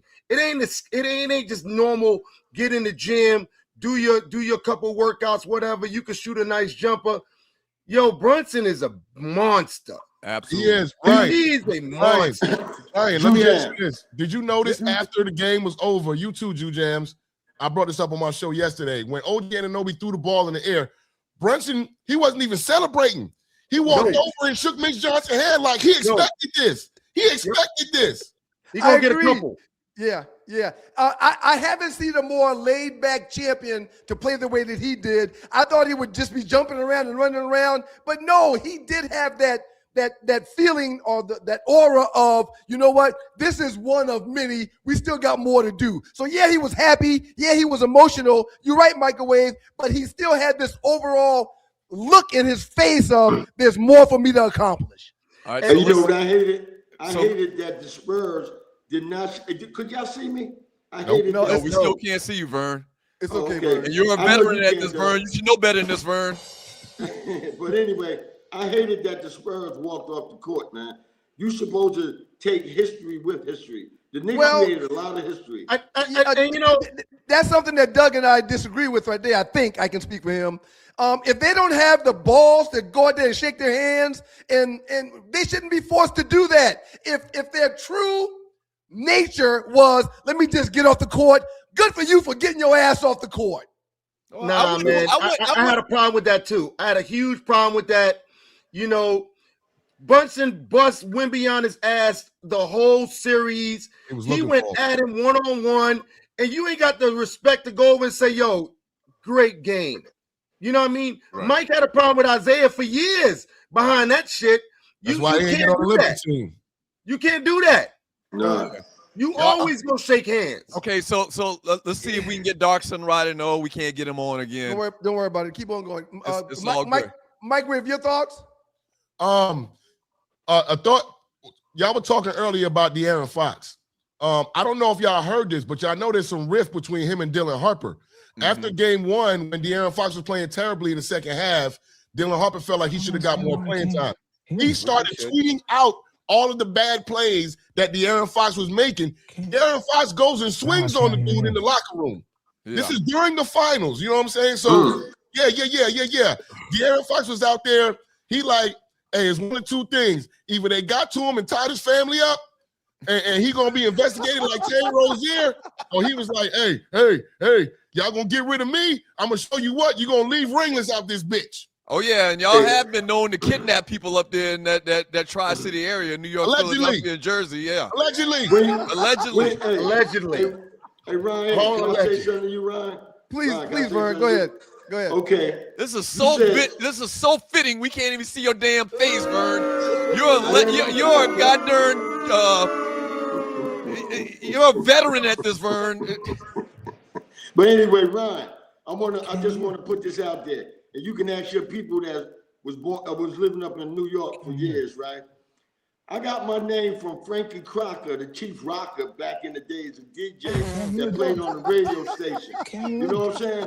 And Doug can convince to this because Doug told me, he the one that told me, put #1 chief rocker on your name. And our whole organization is licensed. My name is licensed, all right? So you ain't got to call me chief rocker, but you don't call me late for goddamn dinner, goddamn it. You hear me? Hey, Vern. Before we let you go, Congratulations, Vern. You I'm sure curmudgeon. I'm sure everybody's happy that Brunson was the MVP. However, had he just gone for 25 or 28 and they still won, do you think it would be Brunson or Anunoby who was the MVP of the finals? OG was taking it to Wemby all series. It was like, get on my back, you young boy. He was What are taking your it thoughts? to him all What are your series. thoughts, Microwave? I agree. It would have been if he hadn't did the Kobe Bryant 40 point, 50 points. It definitely would have been OG. Now, I was asking Chief Rock yesterday on my show, when they make the statue, should it be Brunson or should it be the tip-in from OG? Because OG was steady. Brunson played well the series, but he had to work for everything he got. But the only help he consistently had was OG. Even when he was struggling from the field, OG was there, time in, time out. He shot like 58% from three. Nobody ever accused him of being a three-point shooter. He was dunking on Wemby. He was dunking on that whoever he wanted. He was dunking on all of them. I agree with OG. How about you, Jam? And that's his second championship, too. He won one with Toronto. Right, he did win one with Toronto. Go ahead, Jam. I love OG. He saved the city. He's the savior, but it's Brunson. When times get tough in all of those comebacks, it was always started by Brunson. It was always started by Brunson. It was finished sometimes by OG, but Brunson is the one that was like, look, man, just get on my back. I'm going to find a way. And he's 6'1". He is the MVP. Yeah. All right, Dark Sunrider, can you hear us, Dark Sunrider? Before we let y'all go. I can hear you. I can hear you now. Dark Sunrider, you got the final word, homie. What you got for us, man? How you feel, man, this Monday after your New York Knicks win the NBA championship? I feel great. I never thought I would see this day. I never thought I would see that. I heard about it, obviously, because I was born in 73, and I can't believe it. I went out and watched the game. It's just an amazing performance by these guys. Amazing. I'm shocked. Where are you from? Are you from New York City? I'm from the Bronx. Okay. Yeah. So, 53 years, and some of the questions we asked everybody else, all the other New York Knicks fans that are joining us today on this Super Chop It Up, who do you think was the most important, or who do you think was the most important piece to this championship, this miracle championship this year? OG or Brunson or who? I mean, listen, it's hard not to say Jalen Brunson. I mean, this is a team effort, obviously. McKay, everybody contributed. But how could you not say big body Brunson, man? This guy is an amazing player, man. Yeah. He's just an amazing player. So I have to say Jalen Brunson all the way. What about the future? This people are already throwing out there that there's going to be this thing going back and forth, kind of like Boston and LA. When you're talking about the NBA Finals, San Antonio and the Knicks. Is this what we're going to see the next couple of years, or what? Well, it's hard to say because if you look at the league right now, got some dogs. There's some dogs. There's some dogs around there, and this team is not going to be the same next year. I mean, what's Mitchell? Are we going to be able to bring back Mitchell? What's the number that we're going to have to pay Mitchell Robinson? Yeah. That's the question I keep asking myself. So, if you don't make foul shots, to say yeah. Well, I mean, he's a free agent. He just came over. He's a free agent, so he is a free agent. We gonna give him something. We gonna give him some love. We got to run the whole team back. Right. We may lose Alvarado, we may lose Shemet, but everybody else gets run back. Hey man, Vern. I'm sorry, guys. Vern from Jersey, Microwave, Dark Sunrider finally got you in. Jam. Thank you, fellas, for pulling up, man. Congratulations. One Cowboys fan wait 3 more years. Doc Sunrider, go. Doug, I know you hate me, but it's all out of love. I love you guys. I've been listening to you guys for many years. I just love you guys. So it's all love. Sunrider, real quick, man. Fuck Doug. Who cares about Doug? Thank you, Doc Sunrider. Thank you for being here, Doc Sunrider. All right, Microwave, Jam. Thank y'all for being here, man. As we used to say in the country, ain't nobody studying y'all, man. It's all good. Love y'all, man. Congratulations. Cowboys fans wait 20 more years. All right. Yeah. All right, that was good, man. That was good considering we had a little bit of issue, but it was still great. When we get back from the break, man, the last 48. Bird podcast every day, and his picture wasn't on the screen. Vern has done a podcast the last 12 years. Every day. Sometimes twice a day. And he's the one can't get his damn shit together.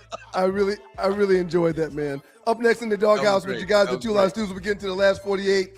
We'll have the ladies come back on, and then we'll get into the super chat and the regular chat. We appreciate y'all for being here, man. Yeah. Oh, hey, check out man. 2livestewstore.com, 2livestewstore.com, and get your 2 Live Stews merchandise. And also, man, if you'd like to donate to the show, you can. We'd appreciate it. Look to the bottom of the chat to the right. There's either a dollar symbol or a heart symbol. Click on that and donate $1, $5, $500, $5,000. It would be greatly appreciated. Don't go away. The last 48 coming up next. I'm so glad Dog Sunrunner came in, man. He was trying to get in so bad. I mean, I enjoyed that. I really enjoyed that. That was good. Being stranded on the side of the road, y'all, in Metro Atlanta is very, very stressful and it's dangerous. Bay 11 Towing is who you need to call. Bay 11 Towing's response times always outpace those national brands. I've been beside the road in Atlanta before, and when you're waiting for hours on a tow truck, it's not cool. Bay 11 Towing says they get to you faster, and they're more cost-effective and efficient while doing so.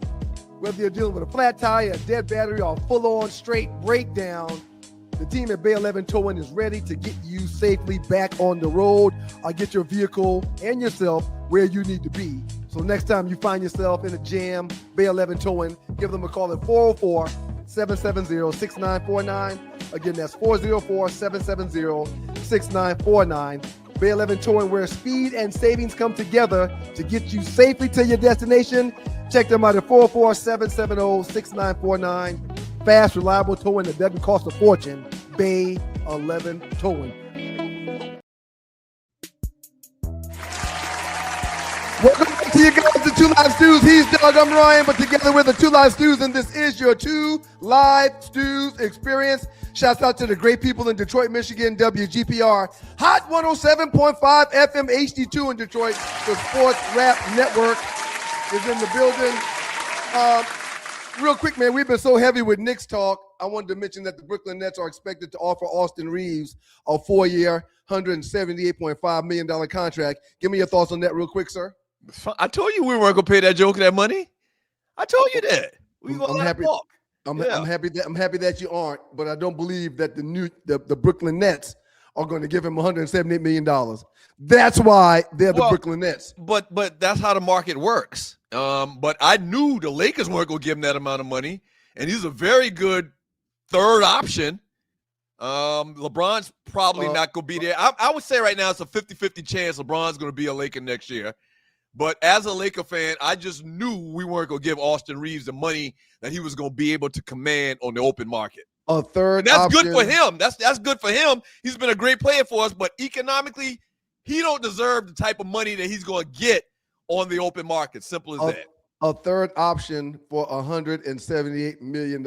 Okay. Other basketball news. Cavaliers star James Harden was arrested early on Saturday morning with a gun in his vehicle. Wasn't in a holster, just sitting out on the seat, and allegedly that's against Texas law.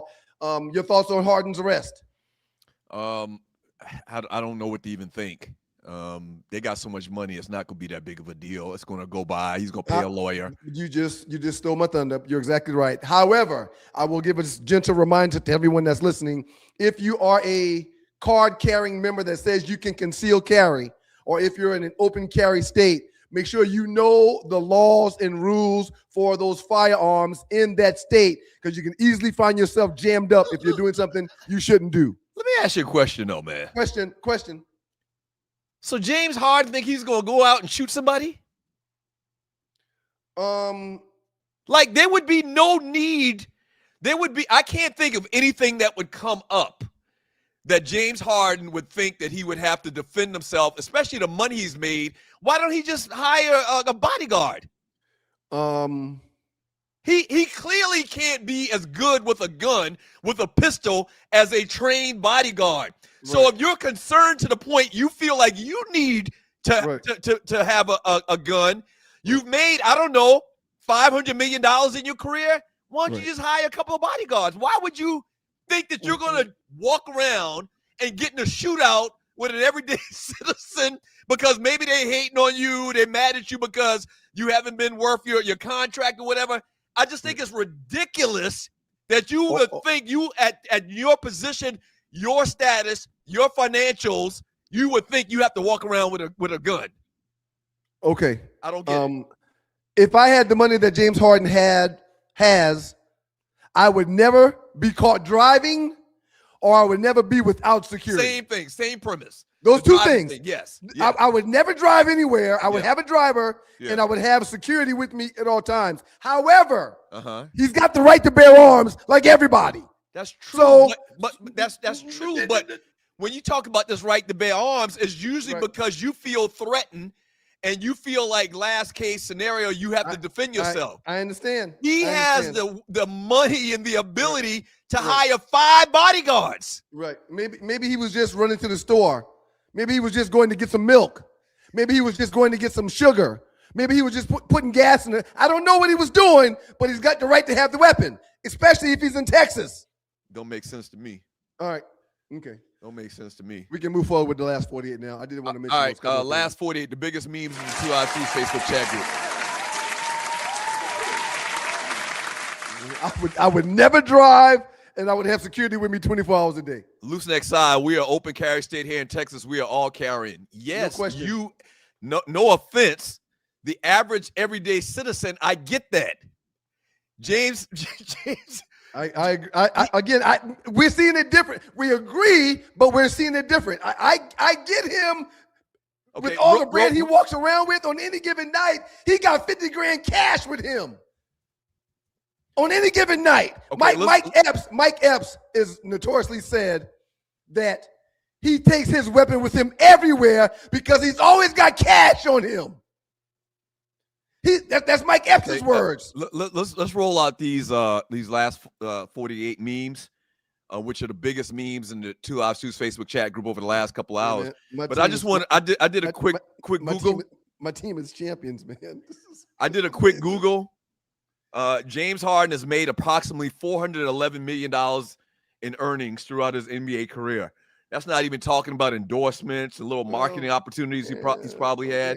So I'm going to say, let's round it off to a clean $500 million in his career. No, cut the taxes out. He's made $200 million. Congratulations. He's doing awesome for himself. Okay. $200 million, you can't hire a paid bodyguard, man? If you're so worried that you're carrying a gun. Who said he was worried? Again, you're creating a story versus reporting on a story. I just asked you your thoughts on the man having a gun in the car, and you started creating all these scenarios. I'm trying to understand the mentality of why somebody with that ability to you don't know enough to understand is my point, man. That's all. Okay, all right. Once again, we mentioned this earlier, man. Shouts out to the Atlanta Hawks. From Hawks Nation, Mr. Solomon Graham. Shouts out to you. He says, I mean, small victories and such. This is really eye-opening when you think about it now. I said after this Hawks series that the future for the Hawks is bright. They're just too young right now, and they need a real solid point guard to help Brother Johnson. So but the future of this young team that are built similar to the Knicks without the depth, but they've got the long wings and the defenders, and they got some guys with outside shooting. The future for the Hawks is bright. They're just really, really young. So the future of the Hawks is Daniels. I think this is a situation. I don't know what we're going to do with McCallum. If you're new to the show, we're based in Atlanta. So when you hear us say we're talking about, because we're here in Atlanta. The future is Johnson. That's the future. So Johnson, Daniels is the future. What about McCallum? He's older. He played fantastic for the Hawks last year, but he's older. How about De'Aaron Fox for the Hawks? I don't want him nowhere near around Atlanta or New York after the series he just had. But I'm fine. He's going to get another opportunity. He's going to make maximum money. But I'm fine with Daniels. I'm fine with Johnson. I'm fine with but you need a point guard. You can't go on with McCallum. Right. He's old as Methuselah. Yeah, I would take McCallum before I take after what I just saw Fox do. I don't want nobody that has a team should want Fox on their team right now. I'm sorry. But we talked about this earlier, why it's not the case. Right. Most people know he's a great player. Right. He just had a horrible series. Yeah, don't forget that. Appreciate Fox. Appreciate you, Fox. I think De'Aaron Fox is going to get a deal with a team in the NBA, very reminiscent to somebody that's He'll make more money than Austin Reeves. Austin Reeves talking about getting $170 million. He'll make more than Austin Reeves, deservedly so. Great point. Yeah, he'll make more than Austin Reeves. No question about it. That's the point I was making earlier. He had a horrible series. I wouldn't be shocked if they started an investigation and find out he's been point shaving, but he's a great player, man. And the Hawks I think the Hawks would be a great fit for De'Aaron Fox because they need a point guard that can play 4 or 5 more years, be a floor general. I think I'm a current championship Nick right now. Ain't nobody that's a fan of any team want that guy being their point guard right now. I'm sorry, but I understand what you're saying. But the Hawks won 2 games, man. Yep. The Hawks won 2 games. Yep. Spurs won 1. Cleveland didn't win any, and the 76ers didn't win any. I'm kind of confused about the 76ers mascot at the end. What is that? And what is it's the 76ers. The Cavaliers was the Cavaliers mascot is a Cavalier, I thought. Oh gosh. Now I've seen this little Wile E. Coyote thing for the Spurs, and obviously Harry the Hawk. Right. I don't get the last 2, but I don't know why the mascots are those mascots, but it's okay. Yeah. All right. Next one. All right, that's good. Next one, Tree. And you're watching the 2 Hours Tuesday Experience. Tough one. So tough decision. Which NBA center are you drafting first? Kareem, Nikola Jokic, Shaquille O'Neal, or Hakeem Olajuwon? I'm very interested to hear you answer this question, sir. Kareem is the best center that's probably ever played the position. So I'm going to draft Kareem first. There's no question. There's no doubt in my mind. I'm taking Kareem first. Okay, when you get to second and third and last, that's a whole different subject. So who you taking second? Just for shits and giggles. Olajuwon. Okay, all right, good. I thought you were gonna say something like Joker or something like that. Nope. Second. Nope. Because you argued for Joker. Oh, so you're taking Joker third over Shaq. I am. And it hurts my heart. I love my frat brother. I would love to get him on the show. But yeah, I mean, I think he's fourth out of all of these 4 guys. You're taking the Joker before you take Shaq. I am. Okay. He's hitting free throws. He's shooting 3-pointers. He plays defense. He's on the court the entire game. And when they go to hack a Joker, it's not going to work. Yes, you got to take Shaq. You got to take Shaq. If Shaq played for the Knicks in the 4th quarter, we would have taken him off the floor like we did Robinson. He got to come off. Because all they going to do is foul Shaq. And he going to miss free throws. He got to come off. That's crazy work. Like the young New Yorkers say. That's crazy work. All 4 of these guys are Hall of Famers. All 4 of them are the greats of the game. And none of them can be frowned upon with their body of work in the NBA. But Shaq is 4th on my list. I think we already did a poll on this. Who you taking, Shaq or Joker? And overwhelmingly, from what I remember, I think Shaq came out ahead. Okay. If I'm not sure. If I'm not mistaken, I think Joker came out ahead. Yeah. But okay. Well, we agree. I'm glad you didn't go to the total deep end. The guy created a shot that no one else has been able to master. Well, now Magic mastered it pretty good too. But yeah, this guy created a shot that no one could stop, that can't be blocked, and it never was blocked. I never saw Kareem's shot get blocked. I never saw it get blocked. Well, it was blocked a couple times by Wilt Chamberlain. Oh, Wilt? Yeah, Wilt blocked it a couple times. If you go and check out 7-4. Right, and this is a guy that you don't give a lot of credit to, which is crazy. But there's some video out there. Wilt blocked Kareem skyhook like twice, back to back.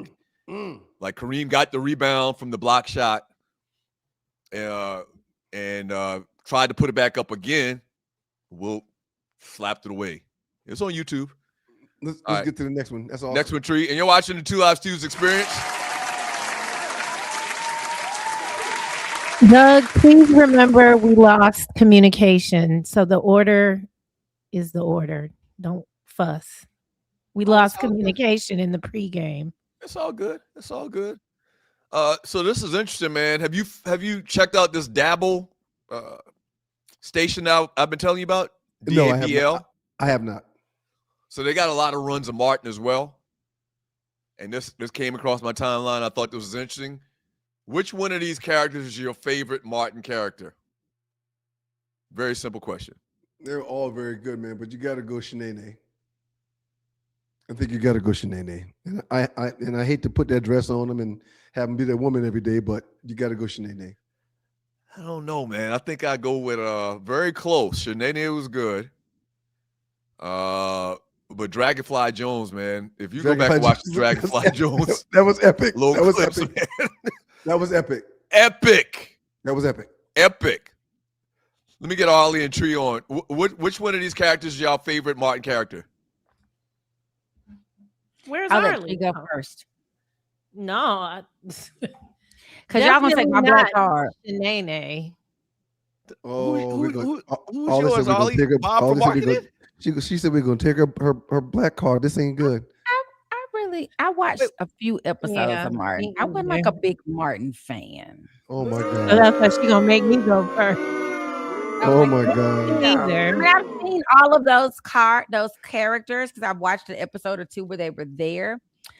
So I'm gonna go with the Roscoe. Wasn't that the little boy? I'm gonna go with Roscoe. Wasn't that the little boy? I'm gonna go with Ollie Tree. Roscoe. So wait, let's make sure we're on the same page. Y'all haven't seen every episode of Martin at least 3 times? No, what the hell? No. Damn. No, we working with some freaking communists. We're working with some freaking communists. I watched this is very disappointing, episodes ladies. of Martin from And I'm not gonna do it later. Fourth floor. Can you do that? From fourth Say it floor? again. I watched it. I see Brother Man from the 4th floor. Remember he come down to the break in his house. It was 5th floor. It was 5th floor. Right, Ollie. but he would do this. Okay, I had it backwards. Okay, we gotta let y'all go. Wow, you thought you knew a person. You thought you knew somebody. Wow. Yeah, so I think I would go with Dragonfly Jones first. I think I would go with Jerome second. I might even go with Jerome in the house. Jerome in the house. I might even go with old Otis before I would go with Shanae. Shanae was just I didn't like that character, man, for obvious reasons. Yeah, Shanae was funny. Osiris says Martin was too lowbrow for them.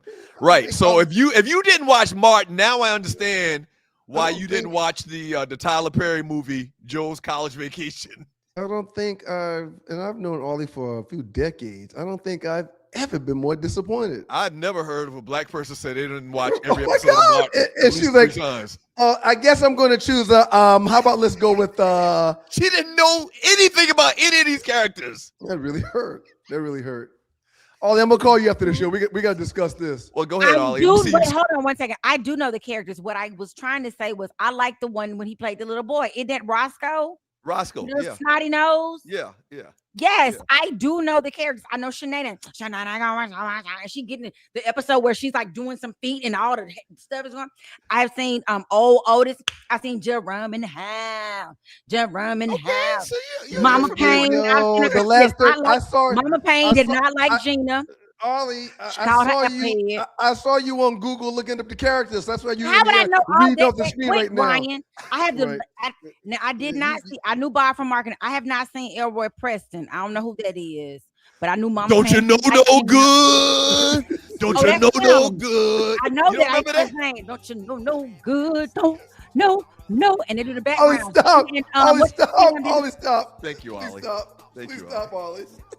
God damn. That kind of hurt me just now. Yeah, I mean. Remember Martin used to do this too? Martin used to do this?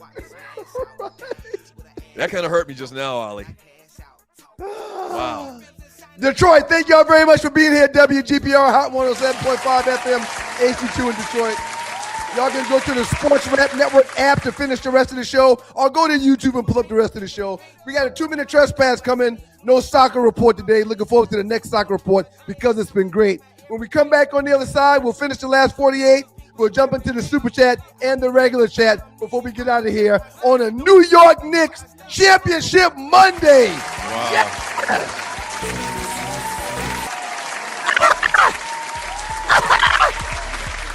Kiss was about to kill it just now.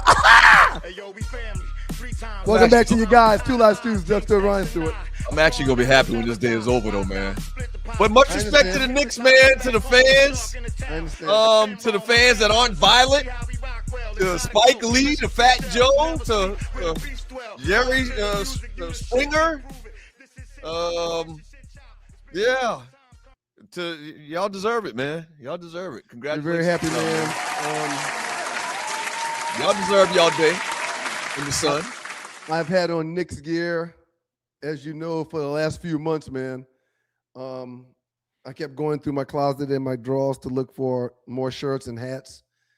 And I pulled it out as I found it, man. I'm ecstatic. I'm very happy to be a Knicks fan. We deserve this. We deserve this, man. And I'm elated. I really am.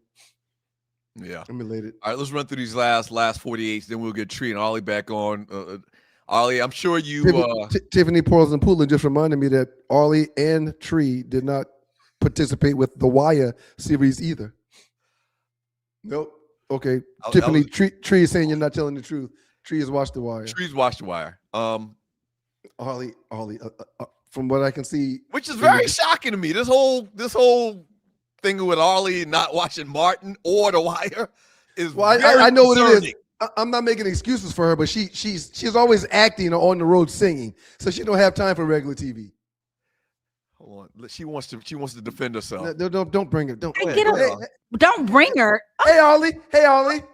Go ahead, Ollie. I'm just saying, I did watch Martin. I just didn't watch it as religiously as some other people did. I know who the characters are. I know that Tommy was always the running theme of the show. Was like, they don't know what he did as for a job. Later on in episodes, he and Pam got together. I knew all those things. More stuff that she's Googled, man. No, I can't take it. Go ahead, man. Ollie did not Google. She was reading off the screen. She's reading off the screen. And it hurts me more than it hurts y'all, but just please, let's carry on, please. So man, this is an old. Obviously, you see, I posted this June 8th, 2023. If you're new to the Two Live Stews chat book group, we have a one of the most vibrant chat groups, and a lot of times it's hip hop oriented. There's not a more New York picture that I can come up with for this last 48 than Big Daddy Kane, Scoob and Scrap Lover, my brother. Scoop and Scrap. With the high top fades, the Nefertiti chains and pendant. And I'm pretty sure those are Bally's they got on, man. Congratulations to the New York Knicks. Is that the Bally's? They either wearing Bally's or Clarks, one or the other. Those are either Bally's or Clarks. That damn Nefertiti pendant was very rampant in 86, 87. And I just thought this was the most New York Knick I think I could find, man.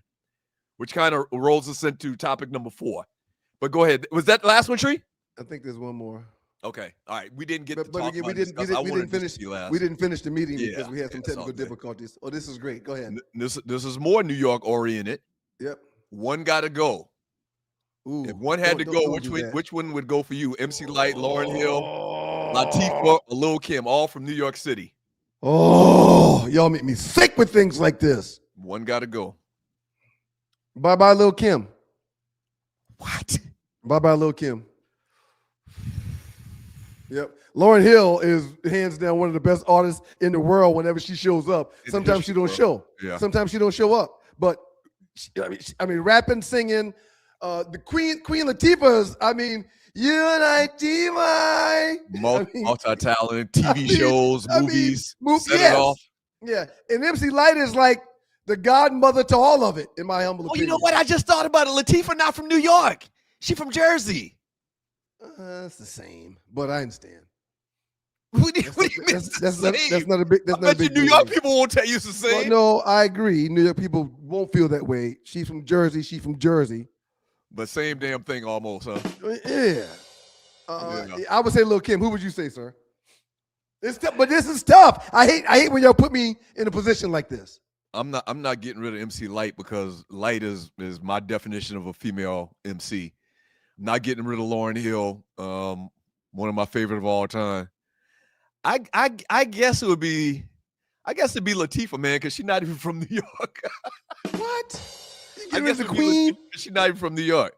No, because It would be Lil' Kim. If you would see Lil' Kim in these streets, you wouldn't even recognize her today in 2026. She look a mess right now. You wouldn't even know who she is. It would be Lil' Kim. All right, so is that last one, Tree? Douglas, you never sent me a number 4. Okay, that's all good. All right, that's all good. Ryan, I don't appreciate you lying on me. Oh yeah, no, I wasn't back here Googling nothing. I was back here sending messages to people about the cruise, which we did not discuss, ladies and gentlemen. Oh yeah, go do that. You're right. Do that, Ollie, please. So, ladies and gentlemen, boys and girls, the Super Bowl of all Super Bowl experiences. These fine gentlemen, on February 12th through the 15th in 2027, Doug, we got to change it. I just realized that. We will all be traveling from Fort Lauderdale, Florida to the beautiful Bahamas on the Oasis of the Seas. Mm-hmm. Yes. Second annuals. Big game, Super Bowl cruise. We had so much fun last time. We're going to run that thing back. More options to hang out, drink, and party.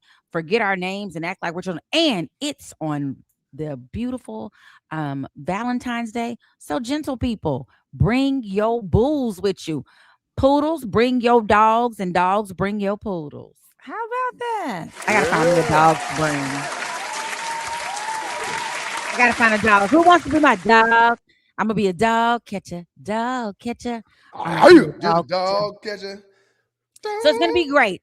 The rooms that are listed so far, what happens in groups is they make us just pick only a certain amount. We can only have up to 4, and they select those for you. But if you want, we had people that got suites last year. Mm-hmm. We had the balconies, ocean view balconies, interior room. We had every type of room you could want.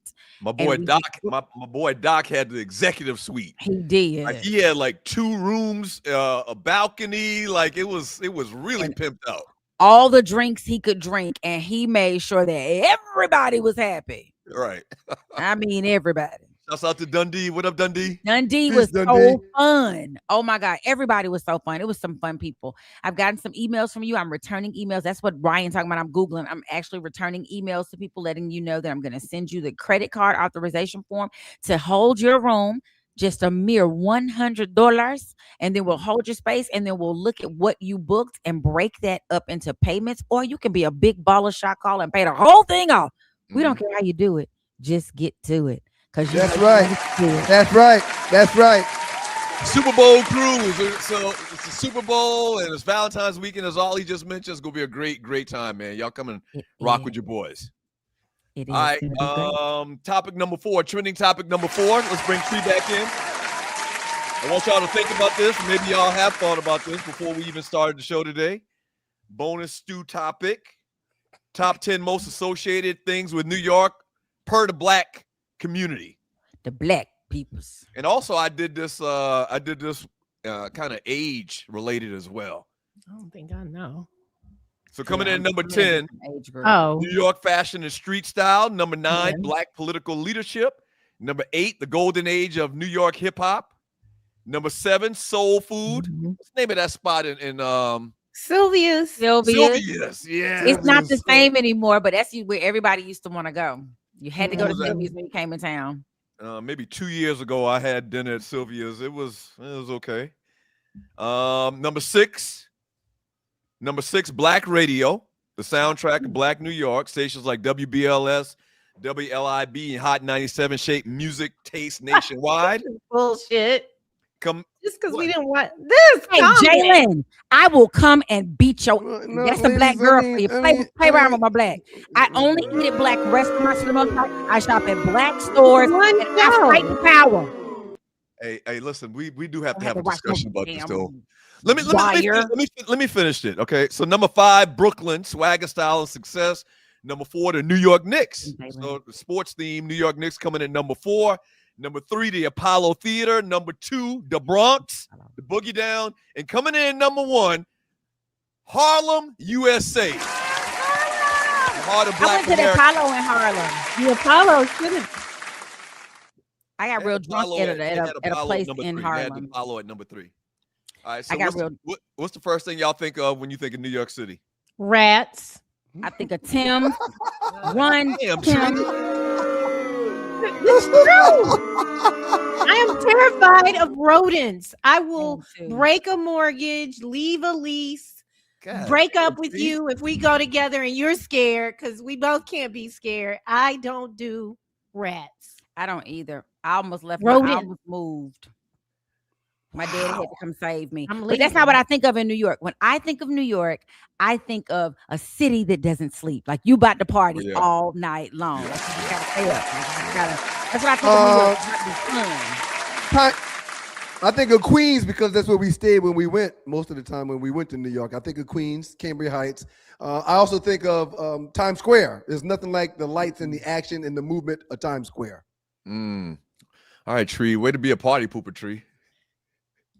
Well, I just want to say I want to go to New York. I think of Broadway when I go to New York. Boosters, Africans picking up their shit and running. That's what I think. Damn. I think of Broadway. I think of Christmas lights. I love to go to New York, and I've been up there when it's Christmas and it's so. Oh yeah, I've been up there at Christmas time too. Oh my God, it's gorgeous. Yeah. I've been up there Christmas time as well. If you can make it there, you can literally make it anywhere, man. Shouts out to the Knicks once again. Last ball award I'm giving the Knicks probably for the next year at least. Very happy, man. Anywhere. That song is hot. Today, Ryan, are you pleased? Did you hear all my? Tree, I really appreciate the New York twist you put on things. It was awesome. Thank you very much. All right, so do we have picks of the day? I text you and put you a message. You got me one? I have a pick of the day. Oh, you wrote it. You sent it. When? I sent it in my big email that I sent late because I had taken a nap. Lord, okay, well, we do have pictures of the day. Yeah, I don't see it. You don't see it at the bottom? There it is. Okay, so we got pics of the day. I can go first, and I will have Arlie's ready in a minute. Okay. I was swimming this weekend. I was outside. It did rain, but that's my pick of the day. Shout out to Rel for my gifts. The glasses and scarf is prime ties to go. And yeah, wow. So wait, Rel does glasses and stuff too? He does everything, man. He does everything, man. To go. I need some ties. I need some new sunshades. You know, in Philadelphia, they hit trucks all the time. So he can hit a truck that's got glasses. He hit trucks that have ties. He hit trucks that have computer equipment, socks, phones. Yeah, so at any given minute, based upon the truck that they hit, Rel will be selling things that they get off the truck. Rel, I need some computer. I need a new computer, Rel. I need a new computer. I love Rel and Tisa. I love them. That's a great pick, Tree. I saw that this weekend on social media, Tree. You were chilling, huh? Yeah. Was this Saturday? This Saturday? This was yesterday. Okay. I worked all weekend, but I probably started about 7 and stopped at around 3. Were you there by yourself at the pool? No. Nope. Other people were there. She just said y'all ain't gonna see who at the pool. I just know I was at the pool. All right. So, okay. Let's run Ollie's. You gotta do somebody else so she can load all somebody else goes. Okay. You can do mine. It doesn't matter. Okay. Thank you. Here we go. Douglas. Oh. Wow. Happy birthday to nephew Mason on the left right there with the little green shirt. And that's his brother Miles. Both of them are like 6'2" right now. Ripped to shreds, but that's nephew right there, Mason, man. Happy birthday to my nephew. So this was when Miles was like, I believe Miles was like 4 here and Mason was like 3. And as you can see, Doug is standing up as tall as he can, and they were damn near the same height. You are mean today. I don't like it. Did you take your medicine? Just mean-spirited. Did you take your medicine? I mean, winners don't act like that. The Lord didn't say winners had to do all that. Well, I'm gummy free this morning. Well, maybe that's the problem. Eat something. And I think I had taken the boys to the fair. This might be at the fair. I'm not sure. Okay. But yeah, shouts out. Happy birthday, my nephew. Mason is how old today? Mason's 15 today, man. Wow. Yep.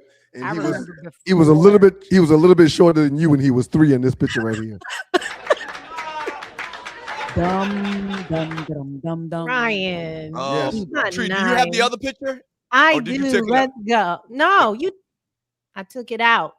Oh, you took it out? Okay. Well, it was New York related. It was a New York picture, but it's all good. Okay. I thought you wanted me to. No, it's all good. It's all good. It sounded like he was trying to move forward. Go ahead, Ollie. What you got? This is my weekend. So Friday, I got a chance. Tree didn't make it out to hang with us. She was at the pool. But no, I'm just kidding. That's the top left is my old praise team members from Impact. That was Friday night. Saturday, that's me at the gig. The bottom left is my family. I didn't get to go play with them Saturday. They had a memorial for one of my cousins, older cousin who passed. They had a memorial and the throwing of the ashes and all that stuff. So shout out to my family, the Poes in Mississippi, who lost the matriarch of their family. And I love my cousin Dara. She led by example. So I'm glad they were able to celebrate her life. I hate that I missed it. And then this other picture, sadly, again, one of my former students, this is my class of 2007, all over here on the right. I was at a balloon release last night. They found one of their, he's a top 10%, just got his PhD. They found him in the trunk of a car, had been shot. And so it's a very shock to he was an educator. So all the kids that he had mentored were out there. It was just really nice. It's hard to hear.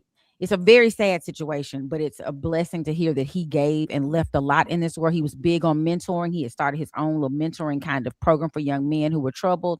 And several of his mentees were out there just talking about all he had poured into them. So I want to tell everybody out there, what you do for children matters. And please consider finding one kid somewhere, because we got to change the trajectory of our community one life at a time. So shout out to Charvis Buckholtz, Dr. Charvis Buckholtz. May he rest in power. Thank you, Ollie. Good stuff. Outstanding, Ollie. We appreciate that, Ollie. Thank you for sharing. Here's my collage. On the top left, you'll see Mason at the Georgia State soccer camp that went exceptionally well. He was one of the youngest players there. Said he learned a lot, said that they gave them some tips on recruiting and how to handle situations in recruiting and how to start getting recruited. There were tons of scouts there and some very good players. He was there from 10 o'clock to 3 o'clock on Saturday. Sorry. Wait a minute. What's today's Monday? Okay, yeah. Monday. So it was Saturday. It was Saturday. And in the middle, we have Miles, who, while Mason was at the Georgia State soccer camp, we dropped Miles off at Georgia Tech for a 2-week camp for music production that he's going to be a part of. So shouts out to Miles, who was at Georgia Tech. And get this, not only is he at a dorm I stayed in one summer at Georgia Tech when I was on campus for the summer, he's staying in the dorm I stayed in 309, which is the actual suite I stayed in. Wow. That's cool. You know my story about that, right?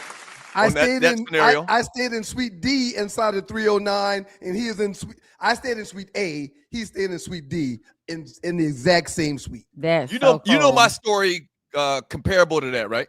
Yes, you stayed in the same dorm that our father stayed in. Not only the same dorm. So, quick story. Checking in the South Carolina State Buffet Hall, 1989.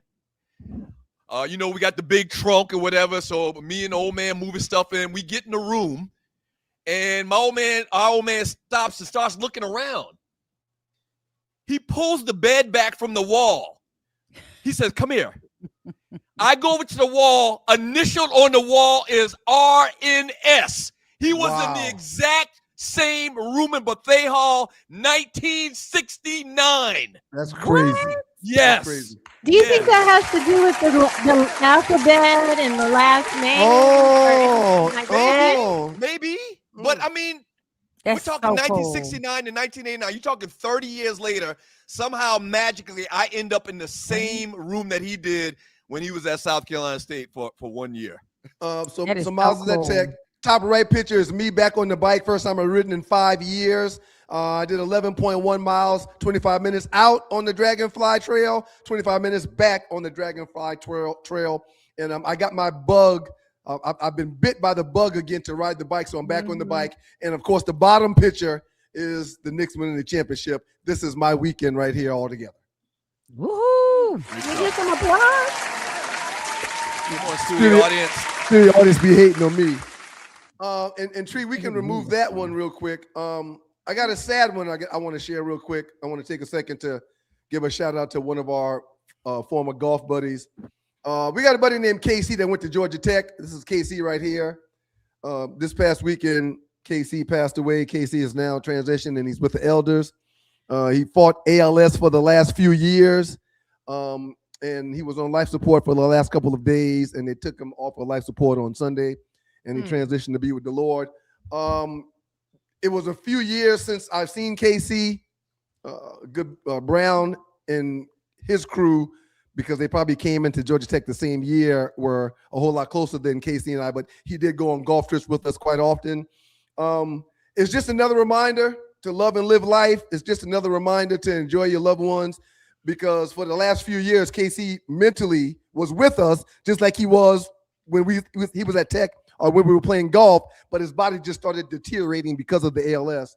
I'm very happy that he's at peace now with the Lord.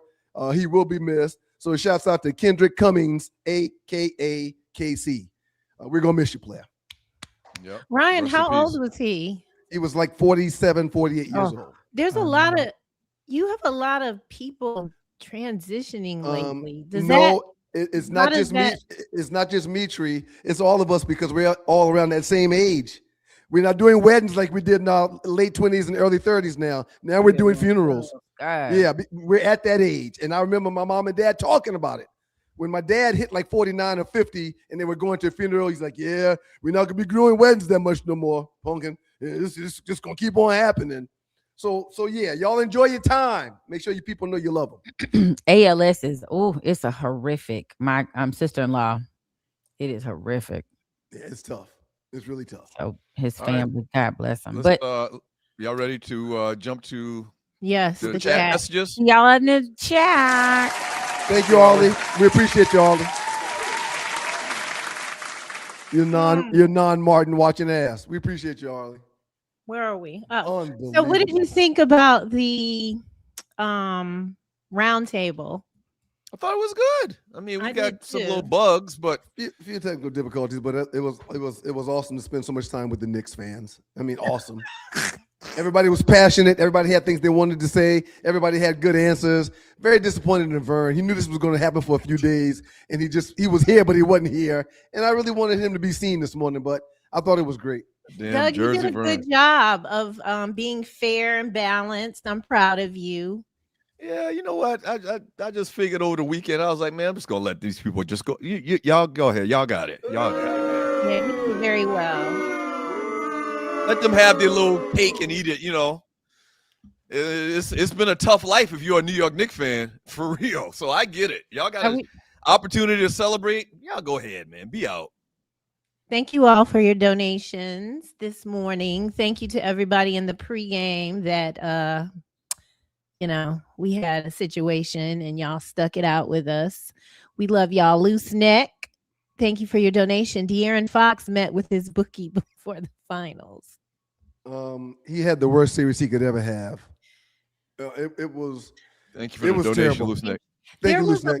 A lot of, and I'm just going to pull this up real quick because I was like 5 people asked it. And so since we're here, there's this going around that it's some kind of karma for whatever beef or he allegedly got Mike Brown fired.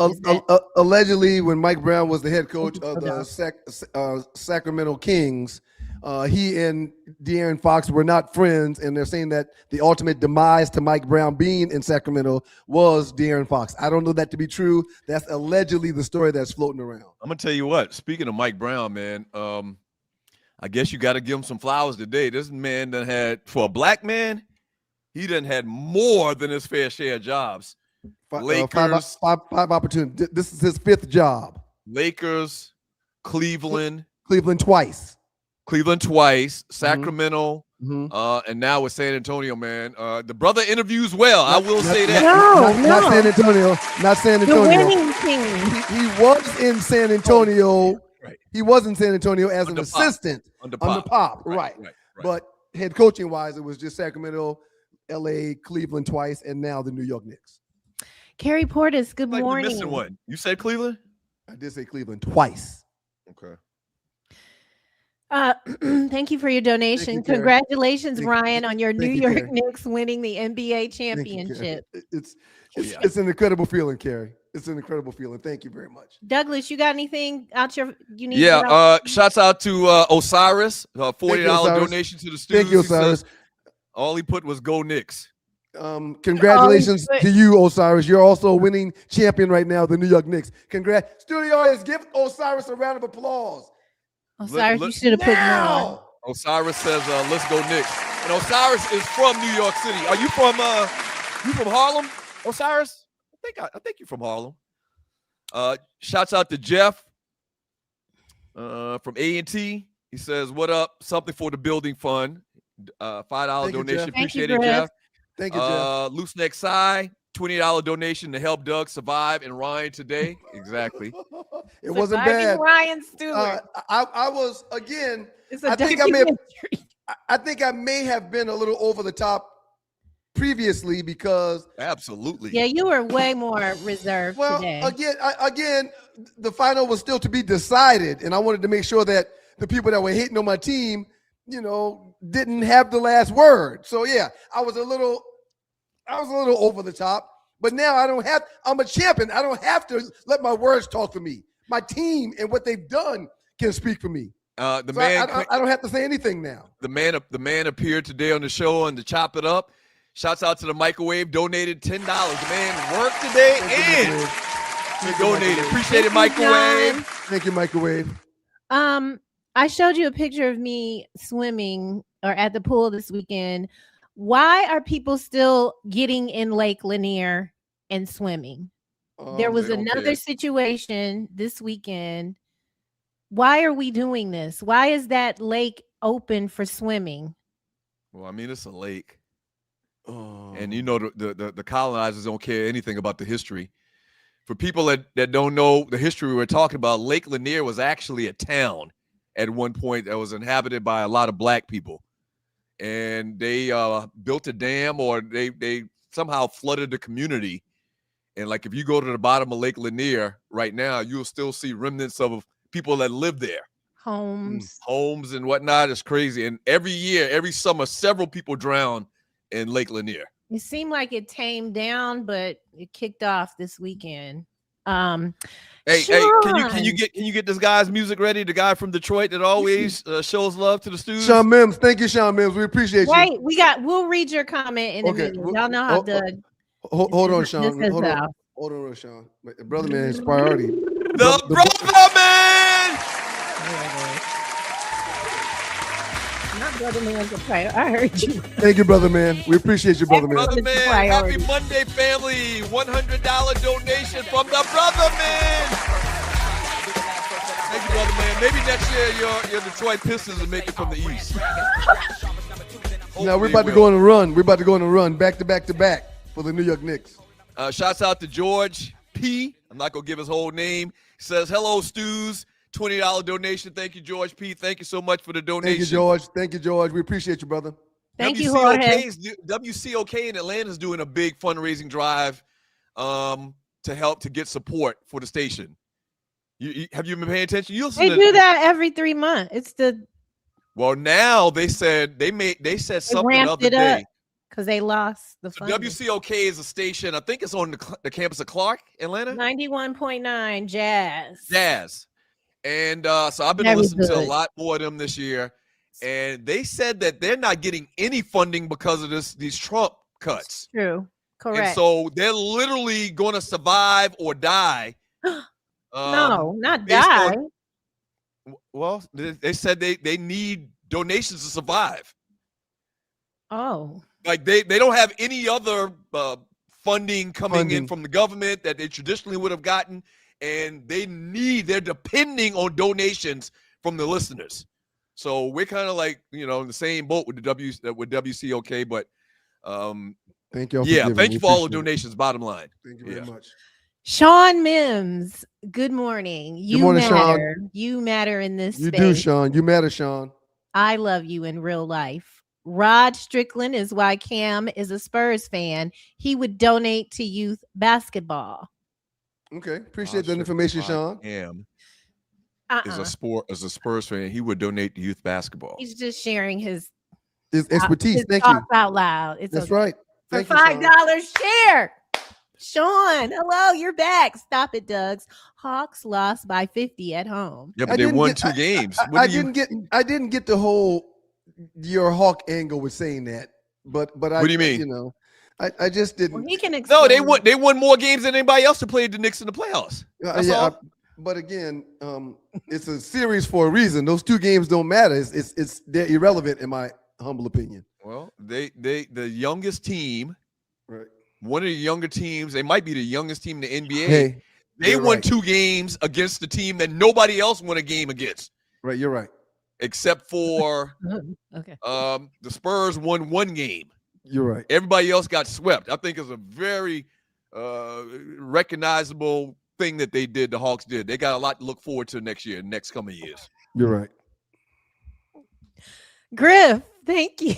Thank you, Griff. We appreciate you, King. Appreciate it, Griff. What's happening, fam? No jokes today, Ryan, Vern, Jungle, bro, the rest of the Knicks fans, congrats. Well earned and deserved. Congrats to my Hurricanes, too. Thank you, Griff. You know, speaking of jokes, real quick, I want to give a happy birthday to the great 3-Peat J. It's 3-Peat's birthday today, and if I'm not mistaken, I think he's right around 60. No, I'm sorry, 76 or 77. He'll confirm which one he is. But in honor of great 3-Peat on his birthday, I was minding my own business last weekend when someone threw a grill at my face. The attack made headlines. You get it? You get it? And one more in honor of the great 3-Peat. What do you do when you can't decide between chicken breast or chicken thighs for dinner? What do you do when you can't decide between chicken breast or chicken thighs for dinner? You eat legs? Oh, almost had it. Close to almost. You eat something. You wing it. Wing it. Very good. Very good, Matthew. Thank you.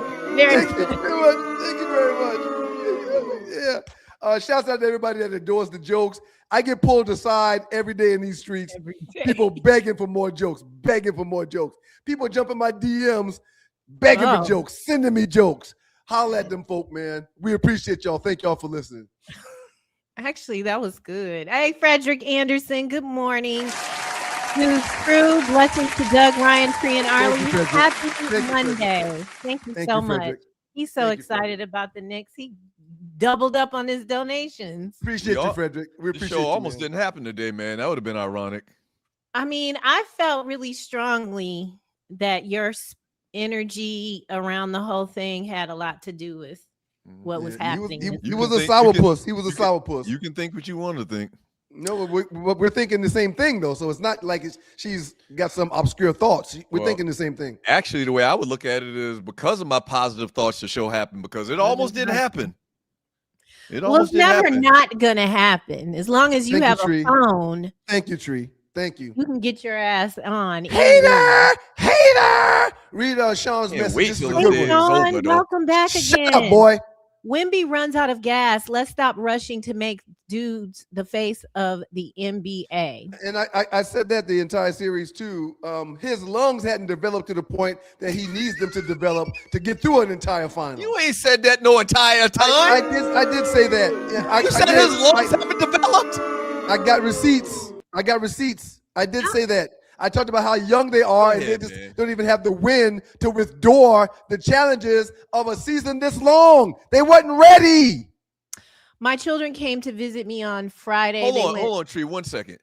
You uttered the words, Wemby's lungs aren't developed enough, and talking about Wemby and him running up and down the floor. Or is that what they call that hyperbole thing? Those were the exact words that I used. His lungs aren't developed enough.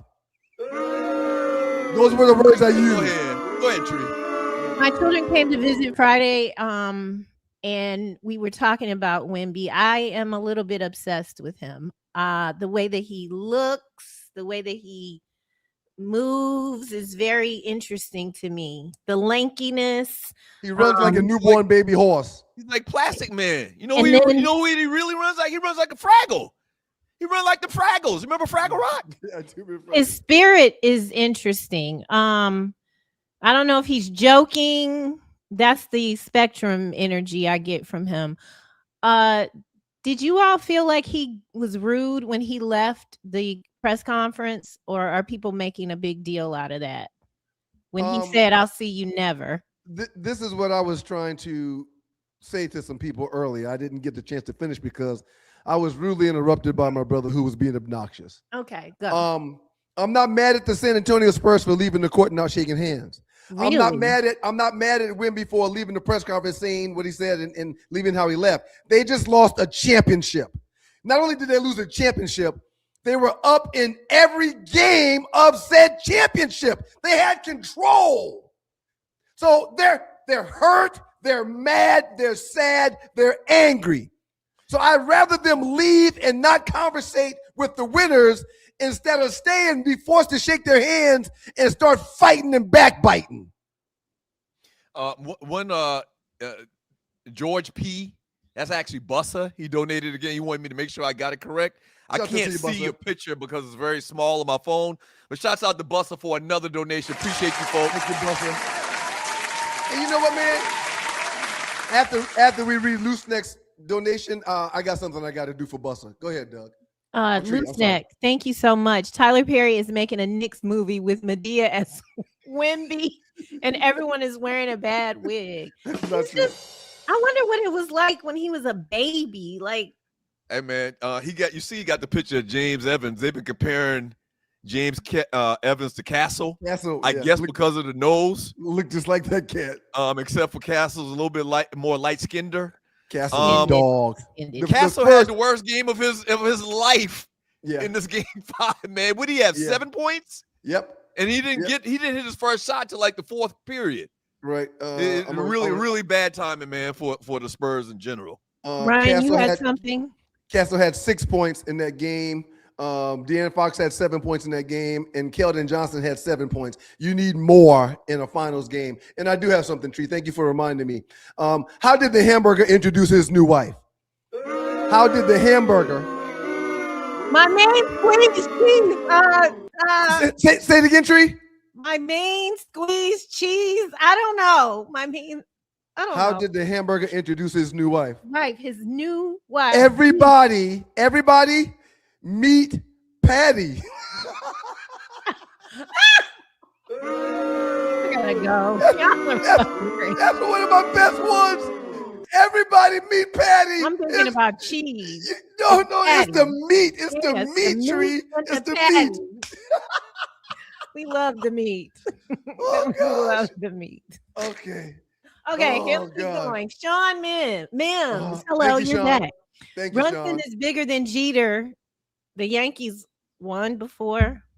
I can agree with that point. Oh, good. The Yankees got 50-11 titles, man. Yeah, they got 20-something. So they used to win it. Right. The Knicks ain't won shit in 53 years, and it's all because of Brunson. Because of him. He carried the entire team this season and for the last few years. Gave the team back $100 million to get other players. Yeah, man, it's all Brunson right now. And again, we never got. You never asked me the question about my top Knick. Go ahead, run it.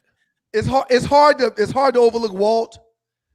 It's hard for me to overlook Patrick because I was at 2 of those games in '99 when they played in the championship.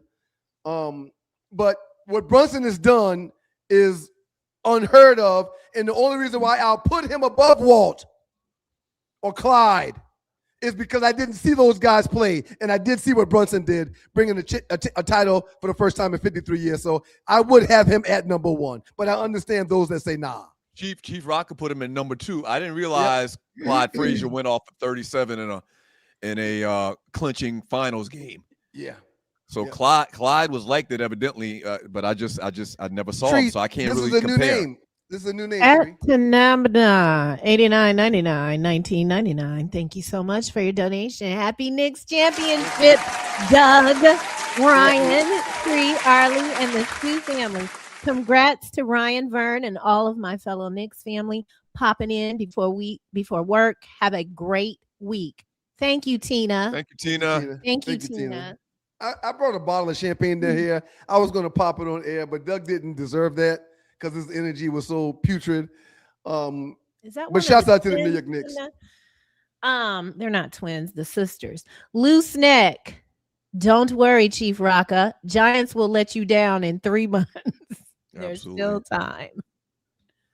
That's mean, Loose Appreciate neck. you, Chief Rock. I appreciate you, Loose neck. Appreciate But thank you, King. you. In the wake of Arlie's admission, can you respect my privacy during this?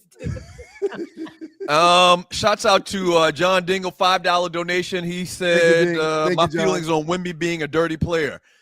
We didn't talk about about where the series could have really took a turn. Brunson takes a jump shot. Wemby, his big ass bolt feet go up under Brunson. Brunson comes down awkward on his ankle. It's supposed to be a flagrant. Hey man, listen, man. That was a perfect example of what I'm talking about with Wemby feet.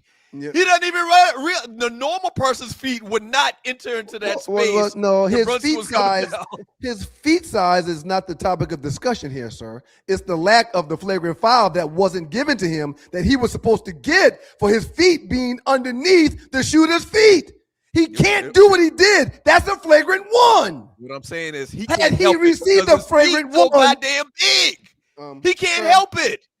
Bless his heart. Okay. He cannot help in the man's feet. Right. The man. If you look at him running up and down, have we seen the parents? What do they look like? Yeah, the parentals. Have we seen the parents? I'm interested. I think one of his parents is a Nordic. Yeah, a Nordic. Yes. I believe and one of them is very tall. Mom is a French Nordic, and dad is an African. Yeah, it's giving African. Dad. Yeah. Tonio. It's working for them. Shout out to your homeboy, Chuck Down Frank. We appreciate you, man. Damn it. I love it. Just tuned in and I see that Ra has finally come out and showing his wish. Ryan, is that a nickname? Showing his wish to be a James Island Trojan. You are my roadie. Shouts out to Antonio. He's saying I'm a James Island roadie because this is their team's colors. The colors. Yep, and James Island has never beat us in anything. At least while I was there, they never beat us in anything. Baseball, basketball, football, they never beat us in anything. Ever. I've never lost to James Island anything. This is their team colors, though. They are orange and blue and white. Jew Jams, thank you. You did a great job this morning. Great job, Jew Jams. Great job. I love anything new, so I really enjoyed y'all. Wemby daddy looked like a real OG. Send it. Triple OG. Send it to me now. Okay, I'll try. Baller Award to Bridges. He earned his keep, second leading scorer. Shout out to East New York. Yeah. We gave up 5 first-round picks for Bridges, and it's like it all paid off in this series and this postseason run. So new people watching the show. Tree is a artist as well, singing artist as well. Have you ever performed in New York? So I was just about to say something about New York. I've never performed in New York, but I do not take narrations that want a New York accent because I feel it is exhausting. It's too exhausting to be that. And so if they say, can you do a New York accent? It's no. Now, going forward, I'm probably going to pay somebody. Not probably, because I pay people. I will pay someone, a female, to help me with that if it's the if it's the right price. So no singing in New York, but I have been asked many times to do projects, and I won't when it's the accent because I'm afraid of it. We appreciate you, Jew Jam. Thank you for giving, player. Thank you for being a part of the show today too. And Jew Jams is coming on back in with another donation. To put it in perspective, I've been listening to the Two Live Stews since 2011, and I've never had anything to cheer about when it came to the Knicks. 2001. 2001. Sorry. 2001. If he was listening to us in 2011, he was listening to Ghosts. Because I think they got rid of our ass in the beginning of 2011, or was it 2012?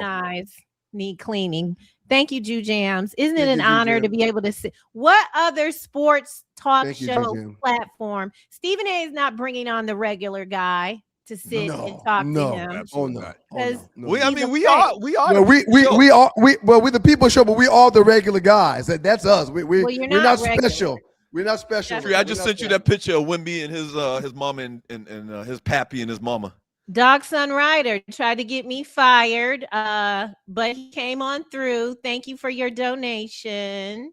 Shouts out, Dog Son. Thank you. Congratulations. Thank you, Dog Son. He said he was from Brooklyn or the Bronx. He said he was from the Bronx, right? And Dog Son Rider, thank you for continuing to try. When it wasn't working, you were not going to be denied. Thank you, Dog Son Rider. The man waited 53 years. I wouldn't wait either. I would get on too. To me, I wonder where you. Oh, you sent that to Tree of Life. Okay, 1 second. All right, Loose Neck coming on in. When my Cowboys win a Super Bowl, we will be in a studio. Oh, okay. You flying the stews out? You know what, man? If we set a precedent now. If the Cowboys win, matter of fact, I don't think we can do it. Let's not even do it. Let's just say we can't even do it because they would be so belligerent. Cowboy fans on this show. It's probably something we need to start doing every championship, man. On a super chopper. Yeah, I like that. Yeah. If we got listeners that have ride and died with that particular team that's won a championship, we should give them a platform to get it off their chest, man. Y'all can't be scared to get on though. Y'all gotta come on in. No, the Knicks guys brought that fire this morning. They did. Okay, here we go. He is an OG. I can same fingers. He look exactly like Wimby. Wimby looks exactly like his old man, but light skinned. Yep. That he got from his mom, obviously. Mom looked like she might have been a little dime back in the day.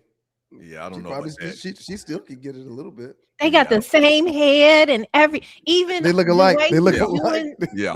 The mannerism. He could not deny Wimby, and he may have been trying to, but Wimby look just like this ninja. Look at them fingers. He even got Wimby fingers. Yes, exactly. Yeah. Well, here we go. Thanks, Doug. Thanks for getting that to me. All right, we're gonna finish this up. It's time to go.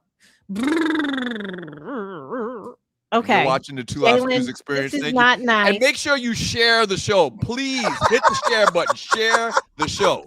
Read Jalen message, Tree. Jalen Simpson, 11. Gary Coleman and Doug have never been in the same room together. What are you trying to say, Jalen? What are you trying to say? Hey, go back to that one more time, though. That's a perfect picture of Brunson. Okay, hold on. I got rid of it. Jalen Simpson says this segment was good and bad at the same damn time, talking about the chop it up. You know, kind of like in the way I look back at pictures of me, and there's not a lot, and maybe our parents just didn't want to document that. Kind of like the way I look back at my pictures where I had the Jerry curl back in 77, 78. Jalen Brunson gonna look back at these pictures, man, these braids, and he's gonna be horrified. I don't think so. Listen, man, that guy has made so much money. Now he's a legend in the biggest city in the world. He's gonna be fine, man. He's gonna be fine. Trust me, he's gonna be fine. All right, finishing up. Solar Proud. Jersey Vern is going to be remembered for his audio contribution. Vern, what the hell? Damn Vern. Free. What had happened was. He's so funny. Wasn't me. My equipment wasn't working. And then he took 5 minutes to explain why he's Chief Rocker Vern. That's somebody else's name, Chief. That's somebody else's name. I saved this, but you already mentioned it about that money. Yes, James Dolan's going to pay Big Body Brunson off the books to be comfortable for the rest of his life. Last but not least, nobody remembers Doug. It was 1972-73. Shit. Most of the ninjas dead, and it'll be another 53 years before they win again. Probably. The Knicks are like Haley's Comet. That is uncalled for. Right. As of right now, they exactly like Haley's Comet. That's a very good poll, sir. I'm going to take it. Well, we're going to be like Haley's Comet for the next year. Okay? Because we're in today. Zed Galloway, what up, folk? What up, Sid? We're going to be like having these comments for the next year in this bitch. Hey, Tree, thank you. Is that it? Yes. Good job today. Good job. Everyone have a great rest of your week. We'll see you Thursday. Thank you, Tree. Man, I want to give you kudos, man. You were belligerent, but you weren't overly belligerent today. Hey, man. Thank you, man. I literally had a person tell me that they were going to watch the replay so they could fast forward when they wanted. They didn't want to watch you just go ham today about this whole championship thing. Good for you, sir. Thank you. It was manageable. Yeah. It was manageable. I don't care about anybody's thoughts for the next year. I'm a champion. I don't need to say anything. If people thought I was going to come on here and defend myself, shame on y'all. I'm a champion. I'm a champion. We gave Tree an A+ and a round of applause. Let's give Ollie an A+ and a round of applause. Thank you, Hollywood. Thank you, Tree. Shouts out to Osiris. He's also a champion. The shoulda, coulda, wouldas. Everybody that contributed to the conversation today, like Osiris just did by chatting, make sure we give them an A+ and a round of applause, Doug. A+ for those guys. Come on, Doug. Come on.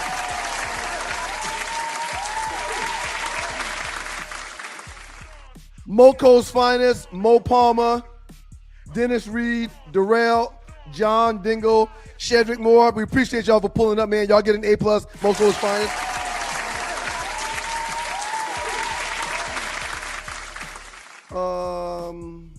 The contributors, man. The great Vern from Jersey, Microwave, Dark Sun Rider, and Jew Jam, New York Knicks finest. They get a round of applause and an A+ today. Outstanding job, guys. I just confirmed that Osiris is from Uptown. He's from Harlem, USA, Harlem World. See, I don't have my glasses on. I can't read that. Shouts out in the A+ to all the super chatters. Go back to a tree. We'll read it. Dimitri is one of our folk. Shouts out to Dimitri. Thank you very much. I will be here all day. 3PJ from Dimitri 2000. Great production, Tree. Oh, absolutely. I can see that. I can see this one, though. Great show. Be safe, everyone. Shouts out to you, Dr. Bet. So you can read that one, but you couldn't read? No, the don't one start that was nothing, giving man. Tree kudos? Don't start nothing, Doug. Don't do that. Don't do that. The other one was giving Tree kudos. Man, whatever. I couldn't read it. A+ everybody that gave Super Chat. Without y'all, there'd be no us. Thank you, Super Chatters. Literally and figuratively. Great show, especially Ryan's Knicks takes and jokes. Thank you, Jungle Brother. We appreciate you, man. Jungle Brother always coming here saying some crazy shit. Who's the Uber? New York, stand up. Stand up, son.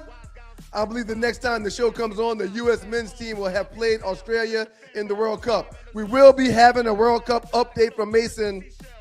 I don't think it's going to be. I think he's out of town Thursday, but we'll get to it real soon, I promise. Ask Mason. Kid's busy. To everybody that called the show, pass the word next, folks. If you're not doing, what the heck are you doing? We got something special for you. Please like, share, subscribe to the show. Y'all get an A+ too. And Doug, last but not least, man, you came in here hating and trying to raid on my parade, but I wasn't even going to allow it today, man. Outstanding show on your behalf. You get an A+ today, sir. I appreciate that, sir. It's very convenient that y'all somehow found a way not to play that lynch mob video of New York Knicks fans accosting San Antonio Spurs fan. You're always talking about old stuff. It's very interesting. Y'all found a way not to play that. One man against 500 ravaging, ranting New York Knicks fans, and y'all found a way not to play the video. Shouts out to Mason for the birthday. Happy birthday, Maze. And happy birthday, nephew. Shouts out to 3P. Celebrating his 78th or 79th birthday today. Shouts out to the great 3P J. He's a Laker fan, but I'm still giving him a shout out on his birthday. God is good all the time, and all the time God is good. If you don't know him, you need to find him and show him love. That's all he's showing you. Nothing but love. We'll be back Thursday. Pass the word. Make sure you share the show. Very important. Hit the share button. Very important. Hit the share button. Thank you. A lot of big things popping. Prayerfully, we'll be able to bring those things to light here shortly. And before we get out of here today, why was the man standing on one leg at the ATM? Why was the man standing on one leg at the ATM? And peace, y'all. Why was the man standing on one leg at the ATM? He was trying to check his balance.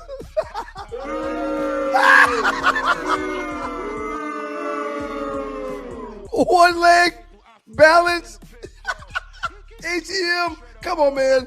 This stuff goes over your heads. Y'all be careful in them streets. Nothing stupid in them streets. No interaction with police. And we'll see y'all on Thursday for another episode of the Two Live Stews Experience. Yes! Yeah!